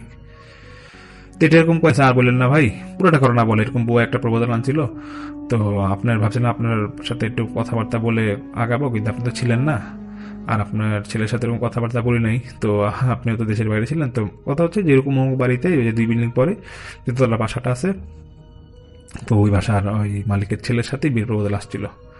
তো বাড়ির লাইটটা ওকে বলতেছে যে মালিকের ছেলে মানতে আপনি কি জামশেদ সাহেবের কথা বলতেছেন, ওই যে মানে ওই বাড়ির মানে ওই ছেলের বাবার নাম ছিল জামশেদ, তো বাড়ি বলতেছেন জামশেদ সাহেবের কথা বলতেছেন, তোরা তো লোক ভালো না, ভাই বিয়ে বিয়ে দিতে গেছেন কেন, তো আমি জানলে তো এটা আপনাকে আরো আগে বলতাম। তো শুনে বলতেছে কেন কি হয়েছে, আরে ভাই মানে বাড়িরা বলতেছে আরে ভাই বলবেন না, আমার এক দুঃসম্পর্কের চাস্তো ভাই আছে, আজ থেকে 5 বছর আগে এরকম ওদের এক ফ্যামিলি মেম্বার সাথে বিয়ে ঠিক হয়েছিল, আর ওরা কিন্তু যৌথ ফ্যামিলি থাকে ওই বাসায়, তো ওই কোনো একটা মেয়ের সাথে আমার চাস্তো ভাইয়ের একবার বিয়ে ঠিক হয়েছিল, বিয়েটা কোনো কারণে ভাঙছে, ওরা কিন্তু আমার ভাইয়ের মানে আমার ভাইকে উদ্দেশ্য করে তাবিজ কুফরি করছিল, তো এই জন্য মানে তারপর থেকে ওরা আমি জানি ও কি ধরনের পাবলিক, এটা আমরা খবর পাইছিলাম যে ওরা তাবিজ কুফরি করে। তো যেটাই হোক আপনি বিয়ে দেন নাই, ভালো হয়েছে। তো সুমির বাবার একটু খটকা লাগে ব্যাপারগুলা, তো বলতেছে যে তাবিজ কুফরি করে মানে কি করছিল, তো বাড়িওয়ালা নাকি বলে যে আরে আমার চাস্তো ভাইকে এরকম বিয়ে শাদী করে না, তাবিজ কুফরিটা এরকম হয়েছে যে ওর পিঠের দিক দিয়ে মাথার দিকে ব্যথা করতো, হ্যাঁ ওরা মানে কেমনে কেমনে জানে তাবিজ করে আমার ভাইরে পুরো অসুস্থ করে ফেলছিল। সুমির বাবার নাকি তখন মানে পুরো আকাশ ভেঙে পড়া মানে একটা অবস্থা, উনি বলতেছে যে ভাই আমি সুমির মাকে একটু ডাকি, আপনি একটু আপনার সাথে পার্সোনাল ব্যক্তিগত কথা আছে একটু। তখন সুমির মা সহ আসে, বাড়িওয়ালা পুরো ঘটনা বলে এবং বাড়িওয়ালাকেও তারা পুরোটা ঘটনা বলে যে আমরা এরকম এরকম অবস্থা, বিয়ের সাথে বন্ধ হয়েছে, তারপর থেকে সুমির এরকম অসুস্থ, ওর পিঠে একবার দেখলাম আছরের দাগ। তো বাড়িওয়ালা বলতেছে যে দেখেন লক্ষণ তো ভালো না, আমার চাস্তো ভাইয়ের সাথে এরকম ঘটছিল, ওর এরকম মাজা ব্যথা করতো, আর কোন একটা আরবি লেখা নাকি ওর ওই যে হাতের মধ্যে দেখা গেছিল। তো সুমির মা বলতেছে ঠিকই আছে, আমার মেয়ের ঘাড়ের মধ্যে এরকম লামের মতো দেখা গেছে, কিন্তু এটা এখন খুব একটা এরকম আপসা এরকম দেখা যায় না। তো সেইবার এলা বলতেছে দেরি না করে আপনি এক কাজ করেন, আমার নাতনিকে এক হুজুর পড়ায়, হুজুরের বাবা, সেই বাবা বলতেছে যে দেখো বুয়া, তোমার বলছে দেখো বুয়া তুমি অসুস্থ, সবই ঠিক আছে, তো হুজুর অনেক অবাক হয়ে যায় যে বলতেছে খালাম এগুলো কারে নিয়ে আসছেন, তো মানে ওই সুমিনা বলতেছে যেটাই হোক তুমি কথা বলো দেখো কি বলে। বুয়া বলতেছে যে খালাম আমার তো ভয় লাগতেছে, আপনি কি কোনো সমস্যা হয়েছে আমার না কি বলেন, মানে বউ খুব ইতস্তত বোধ করছিল। তো ওই হুজুরের বাবা বলতেছে যে দেখো বউ আমি সবই জানি, তুমি কি করছো না করছো, তুমি তাবিজ করছো কোন জায়গায় সঠিকভাবে বলো, কিন্তু নাহলে যে তোমার যে ব্যথা পেটের এই ব্যথা কিন্তু বেড়ে যাবে, এবং আমি কিন্তু সব খবর নিয়েছি তুমি তাবিজ করছো, মানে হুজুরের বাবা এরকম আন্দাজে ডিল মারতেছিল। তখন বুয়া ভয়ের চোটে বলে ফেলে যে আসলে এরকম যে বিয়ের প্রপোজাল আনছিল, তো ওনারা তো বিয়েরা যখন ভাঙছে আমারে 10,000 টাকা দিছিল, টাকা দিয়ে বলছে কয়েকটা 5টা তাবিজ দিছে এবং দিয়ে বলছে এই তাবিজগুলো যাতে সুমি আপার তোষকের ভিতরে আমি ঢুকাই দিতে পারি, এবং ওই যে খালাম্মার তোষক একবার ছাদে শুকাতে নিয়ে গেছিলাম, পানি পড়ার পর আসলে পানি আমি ইচ্ছা করে ফেলাইছিলাম, আমি ছাদের তোষকটা নিয়েছিলাম এই কারণে যে আমার তাবিজগুলা তোষকের ভিতরে ঢুকাইতে সুবিধা হবে, এই জন্য আমি এটা ভুলটা করছি, আমার পেট ব্যথা ভালো করে দেন। বুয়াও কান্নাকাটি করে। তো সুমির মা আর কি বলবে, বউয়ের কিছু বলে না। তো হুজুর বলতেছে ঠিক আছে, তোষকটা থেকে আমি তাবিজটা ছুটাইতেছি। তো ওরা আবার সুমির বাসায় যায়, গিয়ে তোষক থেকে নাকি তাবিজগুলো এরকম একটা একটা করে 5টা তাবিজ বের করে তাবিজগুলো বান খোলার পর সুমির বাবা মানে তখন হুজুরকে এবং হুজুরের ছেলেকে হুজুরের বাবাকে বলতেছে যে এখন কেমন মেয়ে সুস্থ হবে। তো বলছে হ্যাঁ আপনার মেয়ে এমনি সুস্থ হবে, একটু 2 দিন ওয়েট করেন, আর একটু আমি ঝাড়ফুঁক দিয়ে দিব, আর আপনাদের দরকার নাই, যারাই তাবিজ করছে ওদের সাথে এরকম গ্যাঞ্জামে যাওয়ার দরকার নাই, চিলাচিলি দরকার নাই, দেখা যাবে হিতে বিপরীত হয়েছে। যদি সম্ভব হয় আপনারা এখানে যদি স্থানীয় না হয়ে থাকেন, এখানে ওই বাসার আশেপাশে থাকেন না। আর যদি থাকেনও, আপনাদের মেয়ের বলা তো যায় না কে কখন কোন ক্ষতি করে, না থাকাটাই মনে বেটার হবে। তো তারপর নাকি ওই সুমিরা ওইখানে থাকে না, ওরা ওইখান থেকে চলে আসে এবং এই সুমিও নাকি আস্তে আস্তে সম্পূর্ণ সুস্থ হয়ে যায় এবং ওর যে পিঠের যে সমস্যা ছিল সম্পূর্ণ ভালো হয়ে যায়। তো এই ঘটনাটাই আমাকে বলে, মানে মোট কথা হচ্ছে সেই তোষকের মধ্যেই তাবিজটা, মানে ব্ল্যাক ম্যাজিক বা তাবিজটা যেটা করা হোক, ওই ছেলের পক্ষের মা যে ছিল, ছেলের যে মা ছিল, সেই মাই এ বুয়ার মাধ্যমে টাকা ঘুষ দিয়ে এই তাবিজটা মানে পুঁতে রাখছিল আর কি, তোষকের ভিতরে যেভাবে হোক। এর জন্যই সুমির এই সমস্যাটা হইতো। এবং হুজুর এটাও বলে যে দেখেন, আপনাদের পুরো ঘটনাটা শুনছি যে বললেন বিড়াল মারা গেছে নাকি, এই যে বিড়ালটা মারা গেছে এখানে একটা বদ জিনের নজর ছিল এবং সেটা বিড়ালটা বুঝতে পারছিল দেখে ওই বদ জিনটা বিড়ালটাকে হয়তো জানলা দিয়ে বা বারান্দাতে একটা ফালাই দিছিল, এই জন্য বিড়ালটা মারা গেছে। আর যেটা হয়েছে যে এখানে আপনাদের তাবিজ করার পাশাপাশি যেহেতু বদ জিনের নজর আছে, সেটা বলবোই আমার, সেই জন্য বলবো এটা যে আপনাদের এই রুমটাতে মানে যতদিন থাকবেন এখানে থাকেন, কিন্তু এই রুমটাতে মোটামুটি তালা লাগাই দেন এই রুমেতে, আর আপনাকে থাকেন না। আপনি যদি মেয়েকে থাকতে হয় আর দরকার আপনার রুমে রাখেন বা আপনাদের পাশের রুমে রাখেন, বা মেয়েটা যখন সুস্থ না হওয়া পর্যন্ত মেয়েটার মা যাদের সঙ্গে সঙ্গে সবসময় থাকে, এটা হুজুর বলে দেয়। এবং হুজুর এটাও বলে যে দেখেন, ওই যে চিনি খাচ্ছিল, ওই চিনি কিন্তু চিনি শরবত খাচ্ছিল, এটা কিন্তু আসলে জিন করাইতো এবং বদ জিনি করাইতো, এবং জিন খুব খুশি হইতো যেদিন শরবতগুলো খাইতো, জিন খুব খুশি হইতো। এর জন্য ওর কিন্তু এরকম পিঠে কোনো এফেক্ট করতো না, সেদিন কিন্তু শুলে ওর ব্যথা খুব একটা করতো না। এবং যখনই ওর চিনি খাওয়া বন্ধ হয় দেখবে, বা চিনি শরবত খাওয়া বন্ধ হয়, তখন দেখবেন যে এরকম ওর ব্যথা কিন্তু মোটামুটি আবার হইতো। তো যেটাই হোক, মেয়ে এটা একটা বালা মুসিবত গেছে, আপনার এটা নিয়ে এত অ্যাগ্রেসিভ হওয়ার দরকার নেই, আপনার আপনার মধ্যে সেফ থাকেন। এবং হুজুর বলে, ওই হুজুরের বাবা বলে যে কোনো সমস্যা হলে আমাকে জানাবেন, আমি তো আপনাদের সাথে আছি। যাই হোক, এটাই ছিল মূল ঘটনা, এটা আপনাদের শেয়ার করলাম। ও জানাবেন কেমন লেগেছে। আসসালামু আলাইকুম। ধন্যবাদ প্রিয় লিসেনার। ঘটনার শেষে সালাম জানাতে চাই, যারা এতক্ষণ ধরে ঘটনাগুলো শুনলেন, আপনাদের কাছে ঘটনাগুলো কেমন লাগলো তা অবশ্যই কমেন্ট করে জানাবেন। টপ ভূতি ফেমে আপনাদের জন্য যেভাবে ঘটনা আমরা আগে থেকে দিয়ে আসছি, আমি চেষ্টা করি ওইভাবেই আপনাদেরকে ভয়ঙ্কর সকল ঘটনাগুলো আমরা বা বাছাই করা সকল ঘটনাগুলো আমরা তুলে ধরার চেষ্টা করি। এবং আমরা ইদানিং আপনাদের মনের মতো ঘটনা দিতে পারছি কিনা তা একটু জানাবেন। আমি কিন্তু আপনাদের রেসপন্স খুব একটা কম পাচ্ছি। আপনারা যদি আমাদের থেকে আরো ভয়ঙ্কর ঘটনা চান, আমরা কিন্তু আপনাদের জন্য, আপনাদের খুশির জন্য বা একটা থমথমে পরিবেশের মধ্যে ভয়ঙ্কর একটা সিচুয়েশনের ভিতরে পাঠানোর জন্য আমরা কিন্তু আরো বেশি ভয়ঙ্কর ঘটনাগুলো সিলেক্ট করতে পারি। যদি আপনারা আমাদেরকে বলেন যে ভাই আপনারা আরো বেশি ভয়ঙ্কর ঘটনা নিয়ে আসেন, আমরা তাহলে আরো ভয়ঙ্কর ঘটনা আপনাদের জন্য উপস্থাপন করব। এবং আমরা কিন্তু সর্বদাই আপনাদের জন্য বাছাই করে থাকি ঘটনাগুলো, এবং বাছাই করা ঘটনাগুলো সবসময় স্পেশাল হয়, আপনারা কিন্তু জানেন। আমরা প্রতিনিয়ত চেষ্টা করি ডক্টর আলিফ ভাইয়ের ঘটনা, বাবু ভাইয়ের ঘটনা এবং আফনান ভাইয়ের ঘটনা সহ আরো অনেক অনেক ব্যক্তিদের ঘটনা কিন্তু আপনারা এই চ্যানেলের মাধ্যমে পেয়ে যাবেন। আমরা ভিডিও বানাচ্ছি না, এটি তুমি দাও, ওটো।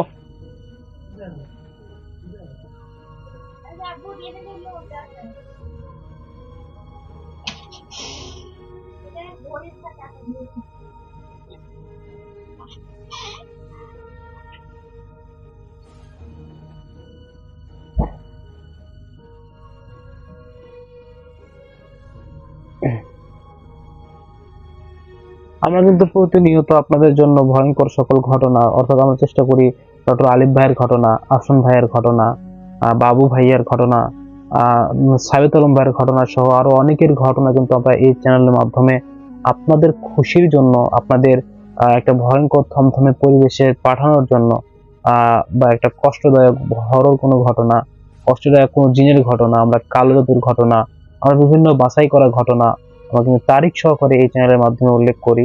আপনারা যদি প্রতিদিন ঘটনা শুনতে চান, আপনারা হয়তো বা 3 দিন আগের ঘটনা শুনেছেন, তারপরে টপ ভূতি ফেম আপনাদেরকে কি উপহার দিল সেটা তো আপনারা জানেন না।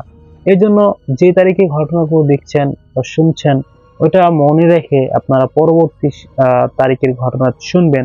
আমরা প্রতিদিনই বাছাই করা ঘটনা আপনাদের সামনে তুলে ধরি, তাই কোনো ঘটনা আসলে মিস করা যাবে না।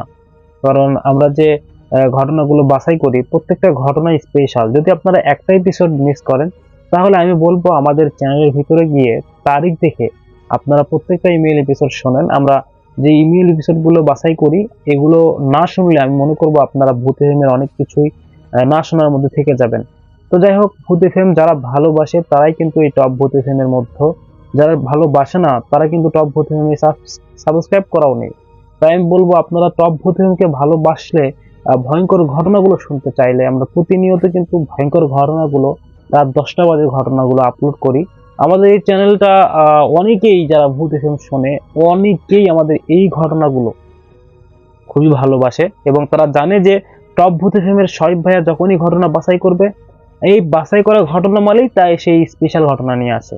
আমি কিন্তু বর্তমানে ডক্টর আলিফ ভাইয়ার যে ঘটনাগুলো আপনাদের দিচ্ছি, আপনারা কিন্তু অনেকেই ডক্টর আলিফ ভাইয়ের ঘটনা পছন্দ করছেন। ইনশাল্লাহ আমি নিজেও আপনাদেরকে ঘটনা শোনাই প্রত্যেকটা বাছাই করার ঘটনা শেষে। যদি আপনাদের সেই ঘটনাগুলো ভালো লাগে, আমার না খুব ইচ্ছা আছে অডিয়েন্স, আপনারা যদি চান আমি নিজের কণ্ঠে পুরো ঘটনা বলবো, যদি আপনারা চান সেইভাবে তাহলে আমি চেষ্টা করবো আপনাদেরকে পুরো একটা ঘটনা তুলে ধরার জন্য এই চ্যানেলের মাধ্যমে। সর্বোপরি আপনাদের বলতে চাই যে আপনারা কে কোথা থেকে আমাদের ঘটনাগুলো দেখছেন একটু কমেন্ট করলে ভালো লাগবে। অনেকেই কমেন্ট করেছে অলরেডি আমাদের এখানে, অনেকেই আমাদেরকে কমেন্ট করে যে ভাইয়া ভালো লাগছে, আপনাদের ঘটনাগুলো ভালো লাগে। যতগুলো ঘটনা শুনি সবগুলো ঘটনার থেকে বা যতগুলো চ্যানেলে ঘটনা শুনি সব থেকে আপনার ঘটনাগুলো বাছাই করা ঘটনাগুলো অনেক বেশি ভালো লাগে। এই জন্য আমি তাদের প্রতি কৃতজ্ঞ যে এতগুলো চ্যানেলের মাধ্যমে আমাদের এতগুলো চ্যানেল থাকতেও আমাদের টপ ভূত এফএম চ্যানেলের ভিডিওগুলোই আপনার কাছে এত ভালো লাগছে। অনেকেই বলছে ভাইয়া টপ ভূত এফএম এর ঘটনা শুনলে বা ভূত এফএম এর ঘটনা শুনলে, ঘটনা না শুনলে আমাদের ঘুম হয় না বা ভালো লাগে না, রক্তে মিশে গেছে ভূত এফএম। এরকম অনেকেই অনেকভাবে অনেক কথাই বলে, খুবই ভালো লাগে তাদের এই কমেন্ট গুলো দেখলে। আপনারা যদি এরকম মানে ভূত এফএম লাভার হয়ে থাকেন তাহলে আমি বলবো যে সবগুলো চ্যানেল বাদ দেন, এই চ্যানেলটা মাথায় রাখেন, টপ ভূত এফএম মনে রাখবেন, টপ ভূত এফএম। এই চ্যানেলটি আপনাদের জন্য প্রতিনিয়ত অধীর আগ্রহে কাজ করে যাচ্ছে আপনাদের খুশি করার জন্য। তাই আমি বলবো আপনারা প্রতিনিয়ত এইরকম ঘটনাগুলো রেকর্ড মানে শুনবেন এবং আপনাদের যে ঘটনাগুলো আছে টপ ভূত এফএম একটা সুযোগ দিয়েছে আপনাদেরকে, আপনারা যদি আপনাদের নিজের কণ্ঠে ঘটনাগুলো রেকর্ড করে আমাদেরকে পাঠিয়ে দেন তাহলে আমরা সেই ঘটনাগুলো রেকর্ড করে আমরা কিন্তু সেগুলো আমাদের নিজেদের কণ্ঠে অথবা আপনাদের নিজেদের কণ্ঠে ঘটনাগুলো কিন্তু আমরা পাবলিশ করে দিব এবং আমাদের টপ ভূত এফএমের হাজার হাজার দর্শকরা সেই ঘটনা শুনে মানে আনন্দ পাবে, উপভোগ করবে। যাই হোক, আজকের ঘটনাগুলো শুনলে আপনারা যতগুলো ঘটনা শুনেছেন ডক্টর আলিফ ভাইয়া, বাবু ভাইয়া সহ আরো অনেকের ঘটনা যারা শুনেছেন, আমি শিওর যে আপনারা অনেক বেশি আনন্দিত হয়েছেন, আনন্দ উপভোগ করেছেন। আমি চাই আপনারা প্রতিদিন এইরকম এই 10টার দিকে চ্যানেলে এসে আমাদের টপ ভূত এফএম চ্যানেলে এসে আপনারা এরকম মজা লুটিয়ে নিয়ে যান, একটা ভয়ঙ্কর থমথমে পরিবেশে আপনাদের নিদ্রা কাটুক। যাই হোক, আজকের মতো এখানেই বিদায় নিচ্ছি। দেখা হচ্ছে পরবর্তী কোনো ইমেল এপিসোডে বা ঘটনায়। সে পর্যন্ত সবাই ভালো থাকবেন, সবাই সুস্থ থাকবেন। ধন্যবাদ। আসসালামু আলাইকুম।